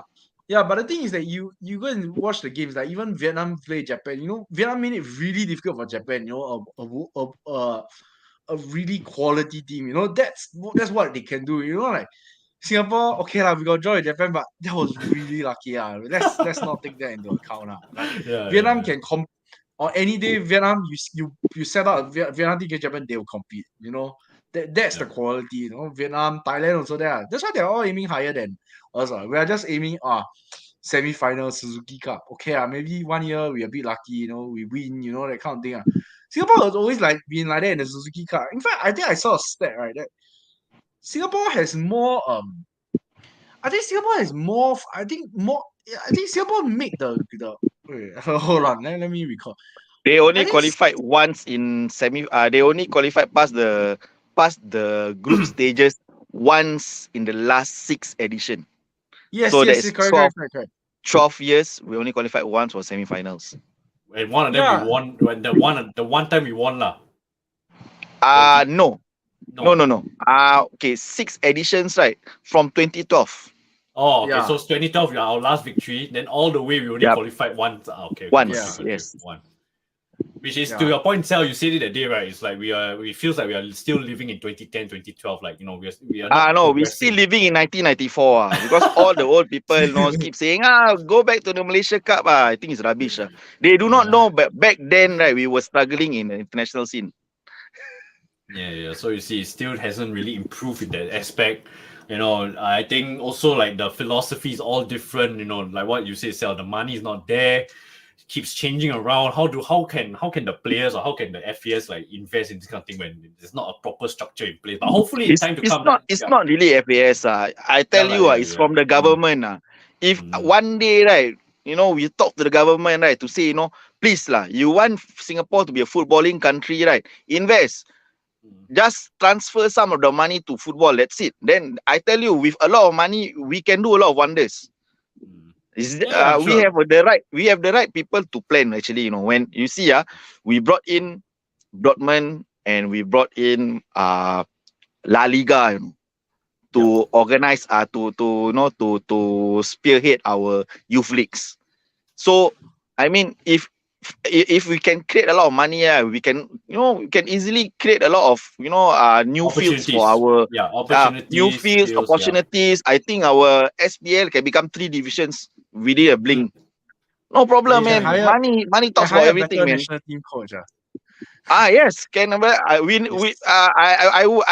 wouldn't be surprised if tomorrow we have 100 million. We hire Steven Gerrard or we hire like Fernando Santos or what. Anything, man. Thomas Tuchel. How about that? Thomas Tuchel, maybe we can get him. Yeah. And even for that matter, right, it's not even saying we need millions, to hire a better coach. Like I think in the way of last year's AF, 2021 AFF, I think the numbers came out. Right? Tazuma is only about 130K a year. Even Indonesia, for Indonesia, their coach is on like 200 plus K a year. We just need like extra 100,000, 200,000 just to pay the coach, and a lot of problems will be solved, that kind of thing, right? Okay, but to interject, right? So it's not only the coach. He probably has to hire his whole like management team, and it's probably a big investment. But I do see a point. It's not like we are talking about a lot of money, but actually, if you put it in perspective, right, it's just a little bit of jump in the budget in the backroom stuff, right? But before that, we've got a good friend, Expedici Nusantara. He was subscribed to the page after the last vlog and the last stream as well. Thank you so much. He said that, hi, Brandon and Co. I'm still waiting for a goal 2010 as promised. Personally, I think we have to work on our league first in order to challenge Thailand, Vietnam, and even Malaysia. This statement I really agree, which is one of the objectives for the goal difference, to try and attract more casuals, more football fans into our local games. That's what we're planning to. Thank you for the comment, and I think you got really good comments. Expedici in the previous stream as well. I didn't really address it, but thank you very much. And Luke, let's address Luke. Santa's coming to town, right? Head of talent. He's what? I didn't really see his. I didn't read the thing. I saw the headline, but I didn't read the thing. You guys read about what's his back track record? Mr. Santa, Kenneth Santa, is it? Is it? Yeah, if I'm not Santa Claus. Who's he? No. I mean, he's the head of talent. What is he going to do? FES hired him to scout talent for, I don't know whether is it backroom stuff or players, but yeah. Actually, this is my opinion. Scouting should be done by the local clubs. Full stop. That's how we did, in the 90s, we get the likes of Alam Shah, playing. From what I know, he was scouted, while playing for the school team or playing in the streets. That's how we should do. Scouted. When we see someone who's good, bring him to our club. Then train him up to become a professional. So to me, right, you don't need a head of scout from FAS. What you need is scouts from the clubs themselves. If the clubs don't have money, give them money to hire their scouting and coaching staff. That solves everything, bro. Yeah. That's a very, very fair point. Yeah. In fact, that's what Noor Ali said, right? Like the thing is that we don't even have even if we have trials, it's very limited now, that kind of thing. Like you just need to hold some trials, select the best, that kind of thing. I'm not saying the quality always be good, it sometimes can be questionable. But the thing is that we're not even doing that. That's the issue. Or at least it's very limited. Trials we're doing that. We're doing for trials for youth team. The only problem is we do not scout. Because I can tell you, we would have, someone who's like very good, but he can't turn up for trials. We don't know. Yeah. Correct. It's like, and for the matter, it's like, in fact, this is quite common across Singapore football. Even like, not say professional football, even let's say at university level, that kind of thing. It's like you need to have connections to get in, that kind of thing, in a way. So like, for example, let's say NT or NUS lah. So like, if you want to get in the hall, you want to play football for the hall. It's like you need to ask your friend, ask friend, that kind of thing to even go for the trial, right? That's the thing. It's not as if like you just show up, you show you can play football, you maybe can make the squad, let's never talk about making the team, you can make the squad, okay. So it's more of like you need to have the connections inside, outside, which is problematic lah, because not every talented player has the connections, right? Yeah. So like it's very good points from Sel and Zach. It's like we have talented players, but sometimes it falls through the cracks, because sometimes the opportunities are given to them, and then like what you say, if you don't know the right people, you are lost. You're like, what, I'm good at football, but whatever, I just move on to other things in life, which is quite a wasted. It's very wasted to see this kind of potential just gone down the drain. But any thoughts from you, Josh? You want to say anything about this matter? Yeah, I mean, definitely room for improvement and all. But maybe I can just throw a spanner in the works and ask a question. Like, sure. Say for example, there's X budget for sports in Singapore, and I know both of you are very passionate towards football, right? But why football instead of, say, 30 other sports, Paralympics, maybe Olympic sports that Singapore does better in? Why football? You want me to start or Zach to start? Zach whoever feels more strong. No, wait, Zach needs to go first, right? You need to go for what? Yeah, so I'll just go a quick one. Zach does the first one. Yeah. I think I would say it's difficult to justify the thing, but the thing is that the flip side, we can also look at it. We won AFF in 2012. We also didn't get extra support. So I think we have to argue among we have to look at it from a different perspective and maybe argue the fact that football is probably, you could say football is the number one most popular sport in Singapore. I think we have to argue along these lines, how it can bring to us the community, to different schools, that kind of thing. It has to be seen as like more than just a hobby, because a lot of Singaporeans just go for a hobby, they go and play football. I also play Sunday League. I know it's a hobby or that kind of thing. But being professional is very, very different. So we have to make it make it seem like a critical profession, and then maybe it's a sport for the masses, that kind of thing. We have to generate that kind of interest somehow. I also don't have an answer. So it's up to whoever that has a very good idea to really create like this sport for the masses concept, galvanize everyone towards this goal. So I don't have an answer, but that's what that's the direction I think we should be going. Yeah. Fair. So I have to go soon. Yeah. Enjoy. Go ahead. I'll join back if I'm free. Yeah. Okay. All the best. If I'm in City if you don't come back. Okay, see you, Zach. All right. See you. Yeah, so before I pass the time to Sel, I think Zach made a good point. It's like, I think the potential of football in the world, not even Singapore, it's just that football is such a worldwide phenomenon, right? Yeah. So I guess to your point, right, Josh, I answer on my behalf first, then I'll pass the time to Sel. So like, I believe that, yes, you have a valid point. We do well in like table tennis, badminton, and other sports. So why not put in more money there, which is already a proven commodity, right? Fair point, very fair point. But I think for football, it's a matter of if you want more business opportunities to grow. I think to Sal's point, this is another stream, right? Like opportunities for the league to grow, more coaches, more more infrastructure. I feel like football has a very, very high potential of like a stronger infrastructure for all Singaporeans, or not even Singapore, just more talent to come into Singapore. Whether it's Singapore, whether it's foreign talent, whether it's So I believe to that point, if I was speaking on behalf of like how I can, like to Zach's point, like how we can argue that way, to me is football has the most potential. Whether it gives the results, that's another thing that I cannot really guarantee. Yeah, I guess the problem is like how much is it down to say government funding versus private sponsorships? Yeah. Which I think worldwide, you see how many people sponsor football around the world. Yeah. So it's true. So you see, like football clubs also, they have got so many sponsors. Whereas Singapore, not even Singapore, just Asia, Southeast Asian, I think sponsors are a bit harder to achieve. So it boils down to a lot of things, But at the end of the day, I think the bottom line from us, what we can do is try and get more fans into the stadium first, and then from there build the confidence in the clubs. So like, okay, you see, we got more fans coming in, the fanfare is there, then we can build something from there. Yeah, I think it's a holistic effort. You have rely on private sector, rely on fans to also play their part. Yes. All right, so Sal, take it away. But I need to go to the toilet first, so Sal, just go ahead first, yeah? Yeah. Okay. For me, right, basically football is just the number one sport in Singapore. Yeah. So one thing is why we should concentrate on that, because it's like everywhere we go we can see people playing football. But why not transfer it to table tennis or badminton or swimming? For me, that's difference, because in some sports that we are good, right? There is only it's not a team sport. So football is a different thing. It's a team sport. So you need more coaches. You need more of the infrastructure, because football field, Singapore is not that big, and then we need a lot of more football fields around Singapore. So that's why for me, why why football needs more investment is because of that. Yeah, you need bigger space. You need to invest in a lot of things like coaches, sports science. You need to invest in infrastructure. Then the league comes in.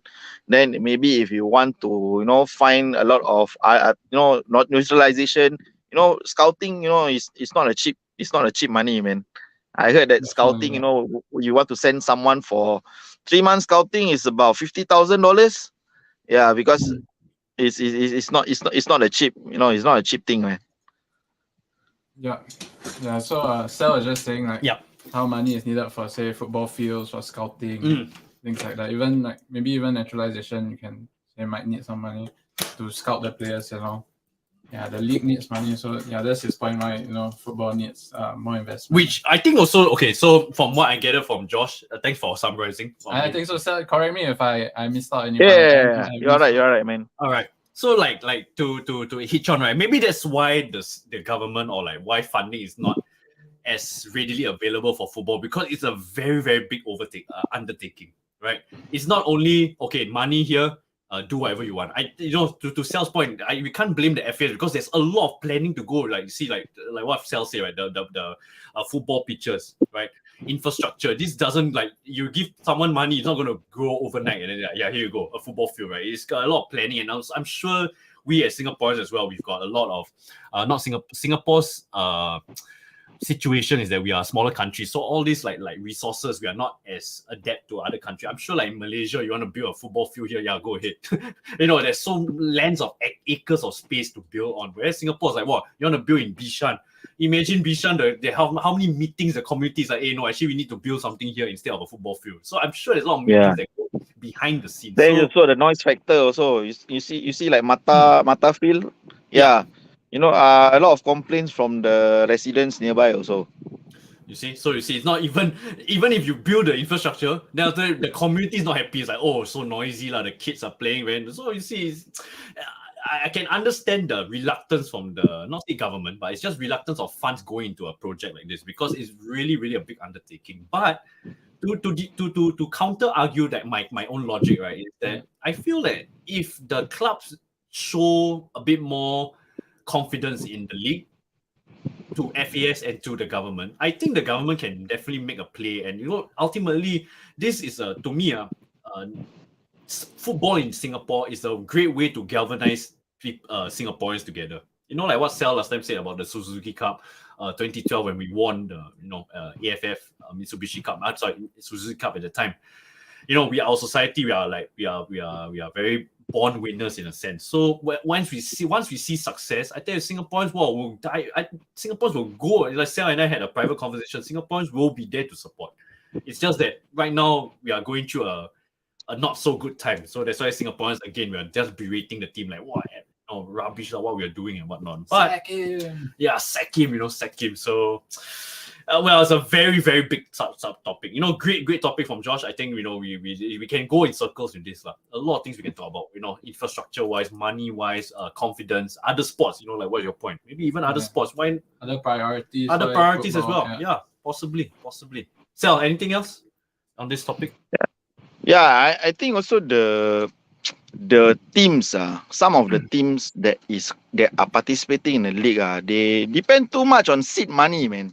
You know that I have said to you before, right? The two clubs that doesn't depend on seed money are only Lions T Sailors and Hougang. Hougang have been giving back all the seed money back to FAS actually since 2014. So yeah. Other than that, some of the clubs, they depend a lot on FAS, basically for the money. So for me, I think some of the clubs also, they have to step up, in finding their funds themselves, especially in sponsors, especially in partnerships, where I'm not sure how the City Football Group and the Geylang partnership is going on. I'm not so sure how they're tapping on the City Football Group resources, but hopefully, there's some monetary things, monetary awards given. Other than that, the other clubs, I'm not so sure, man, how they get their own sponsors. It's like, it's either you depend on the sugar daddy or you get a lot of sponsors. That's what concerns me a lot on the teams that are participating in the league. Yeah, and Geylang signed the striker, right? Based on Yazu Yamaya, I think that's his name. Yamaya. Yeah, from the Marinos, which is the City Group lah. Yeah, so ultimately, I think this is another topic altogether. Now with the Brunei DPMM coming back as well, I think fact of the matter is, I agree with Sal. I think it's quite worrying if you want to look at long term, because financially, if you only depend on one source of revenue, right, then it's not a healthy way of growing a business lah. Let's just facts.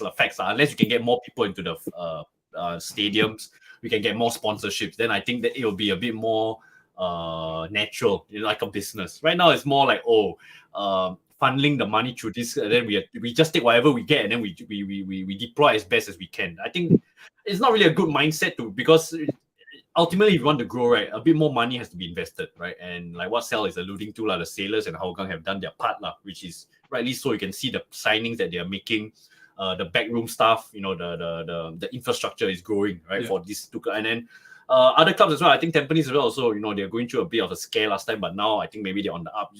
We can talk about a little bit about their signings. I think they had a really good transfer window per se for Tampines. And if a bit biased as well as a Singapore. I mean, I'm a Geylang fan, right? But then I see Tampines growing such a good core, right? That's going to be our Singapore national team midfield in the future. Possibly. Yeah. I mean, the forward line, Glenn Quay signing on. Yeah. Great signing for Tampines. So I think it's as a Geylang fan, I'm quite envious as well. So yeah, maybe more clubs in the future, but then this alludes to our point. What we are trying to say here is that money ultimately still has to be the money at the end of the day. No money, right? No club, man. No clubs are going to come back if there's not enough money. But also it's trying to change the mindset of football in Singapore as well. I can see there's a bit of more fanfare and buzz going into the league right now. I don't know. As an outsider, I do see that. But maybe it's just in our inner circle. I have to try and do the goal difference has to try and see whether in the outer realms of casual fans, are they really interested to come and watch a game and maybe be invested in the league, right? Again, there's another topic for another day. So let's see some comments. Sailor Fan Talks, Eddie is here. He's listening and driving. Please take care on the roads, Eddie. So we SMB owners are Sugar Daddy. We need Ryan Reynolds money. Yeah, we do need Ryan Reynolds, a celebrity that can come in. I've always believed that what Ryan Reynolds has done with what's his partner's name? Rob McElhenney. I'm so sorry, dude. I always forget Rob McElhenney. Rob McElhenney. Yeah, Michael Henry. You know, great. I always believe, right, that for a low like Wrexham, right, is a very good example of how Singapore Premier League can kind of take cue. Not even Singapore Premier League, just Asian league in Asian club in general, right? If a celebrity can come in and buy confidence into a club like this, right? Even build their own club, right? Sponsorships will come on because celebrity they got the pool, right? They work off each other, which is what Wrexham is doing fantastic now. Wrexham, I think they're sponsored by what? Puma, if I'm not wrong, and then they've got all the other Macron. Their jersey is Macron. Yeah, but TikTok is sponsoring them. TikTok, is their main sponsor on their jersey, right? TikTok, right?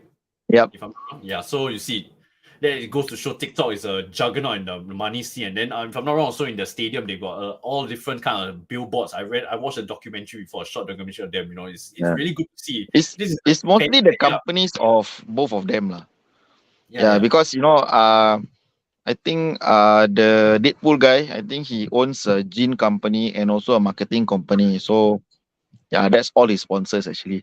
Which, to be honest with you, right, like Ryan Reynolds, I think it's also not say selfish on his end. He knew going into this, right, is that it also benefits him. Even if the football club doesn't do well, he's got other businesses that can also tap into the market. Yes, correct. Market, right? So it goes hand in hand for him. So I think if you're a celebrity in Singapore, like not even a celebrity in Southeast Asia, you can look into this kind of potential growth because a football club is actually a lot of people. I don't watch maybe I don't watch Deadpool, but then I support football and I see Wrexham. Then maybe it can lead to other opportunities from this kind of marketplace. Your thoughts, Josh, about my thoughts about like a celebrity or like a more of like a public figure taking over a club? Yeah, I think it's a draw, something that's quite exciting. I mean, even Shopee is kind of a celebrity company. It did bring a draw to Sailor, so I do think if a public figure does take over, it'll generate interest from non-football fans or maybe even casual. So I think definitely benefit the club and the league and football as a whole. Yeah. True, I think Sailors is a great example, right? You can see more casual fans coming in because of the fanfare that they brought in. Mostly because of the reports of like they are willing to spend the money. But it's good to see that if the Sailors did that and then no fanfare came out, that would be very, very like, oh no, this is not looking good, But it's good to see. It's good to see that there are more casuals coming in. I'm sure people like Calum, people like Eddie can attest. Like these casuals, right? There will definitely be the people who watch a few games and like, this is not my thing. But there were people who stayed on and now they're part of the crew. They are there every week to support the Sailors. So it's good. That's the kind of initiative that we need in the league. Hopefully, the goal difference can do that for the different clubs. I hope I can do that for like Geylang, do that for Hougang, do that for even Young Lions. Hougang, we already got a healthy community, bro. Yeah. So to add on, never say no, right? We can build on even bigger. Yeah, I agree. Yeah. So so Tzu has said that quite happy to see crowds getting bigger, to be honest. So I think that's my sentiments as well. I also believe that the crowds are getting bigger. The bigger games, I don't expect Singaporeans to go for all 4 round robin games. That's quite ridiculous even to me also. I think that's quite ridiculous. But I guess if let's just say Eastern Derby or like a more higher affairs game, right? Then I think I do expect a bigger turnout, right? Yeah. Like the Singapore Cup, I think the Hougang game, you guys had like 2,000 plus in Hougang Stadium, which was fantastic. Turnout, right? I mean, it's normal in Hougang Stadium, because basically for them, it's I think it's the factor of Hougang, because right, it's the opposition area, right? So it's like the sense of belonging. Yeah. So most of them really come down for games. Even the MP also used to come down for the games also. Yeah. So it's fair play to the Hulls and like the Hougang community, because that's how they build such a holistic and like loving community to keep coming back, right? And it is good to see. So Hougang is like a good testament of like, if you grow it right, this is what you can look out for in their fanfare and fan support. So that's good to see. Yeah. So I must say, why am I imagining J-Cho sponsoring a club? I mean, why not? Why not? But I don't think he's interested in football. Yeah, I don't think so too. Yeah. I don't think so. Talking about those celebrities taking over club, right? Actually, for Ryan Reynolds, right, he's a Hollywood actor, one movie, he get paid 10 million, So it's a different story for him. For else, right, like Asian actors, Asian this one. Even I think, you get Sung Joong Ki to come to sponsors SPL club also, I don't think he can afford, because Asia, they don't really pay quite well. Yeah. And also, like most of them, they don't really, concentrate on sports unless they are really, either an athlete or they are into the sports a lot. Yeah. For They have to be a fan. For Asian, they have to be a fan. Yeah. For Wrexham, right, Rob McElhenney is really a football fan because he watches football. And Ryan Reynolds, he plays football or soccer, they said, during his youth. So I think, that's when, they decided to jump into the bandwagon and go to a club like Wrexham, man. I mean, well, to put a bit of negative limelight here, right? Owning a football club, I think most investors must go in thinking that they're going to lose money. It is what it is, right? It's not a profitable venture in the short term. In the long term, I think you can make it profitable, but in the short term, you're going to lose quite a bit. But it's how you, like what Sal's point, right? I think if that goes down to how invested you are in football. I think if you are very, very invested, right, you will make this short-term loss into a long-term gain.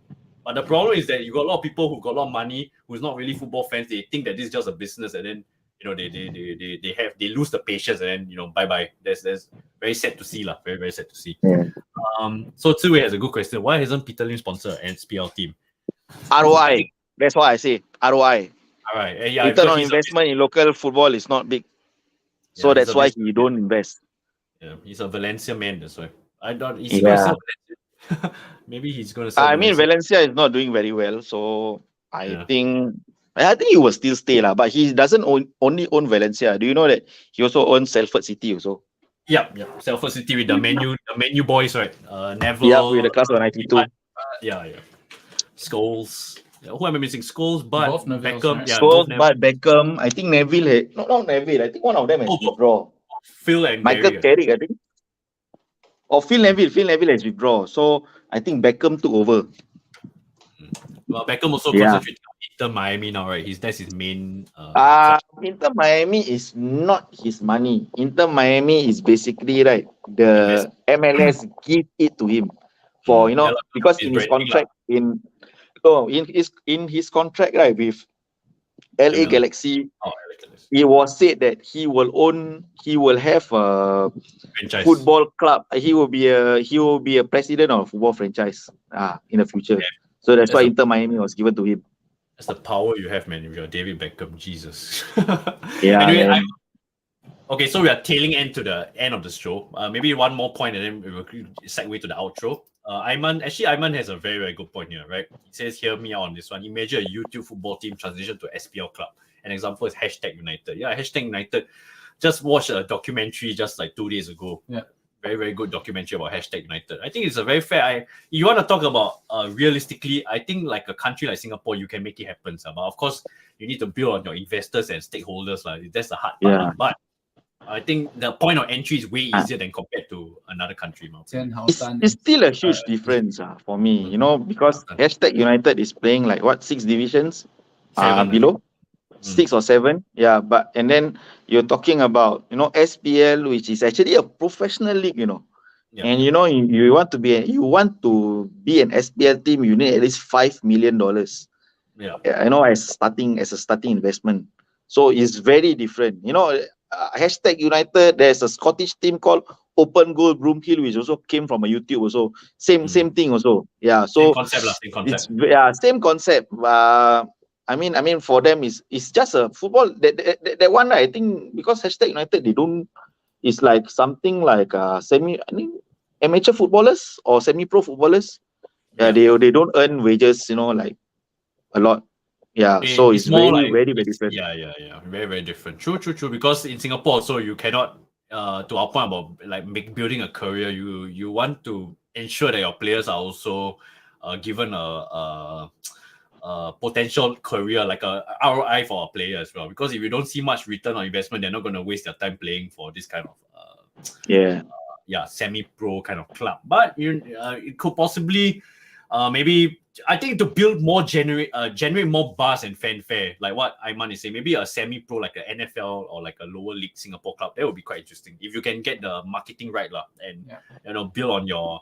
I just want to say this before I pass the time to either you or Sal, right? Like, I just want to say that actually, if like Ayman or like all these people who are very passionate about football, like ourselves, right? If we can build like a community or like a club, like a semi-professional, low, for fun club that it shows good proper marketing to the top boys like the SPL club, then they can take cue to how if a fan-made product can be like that, then the clubs can actually do even better because they are paid professionals, right?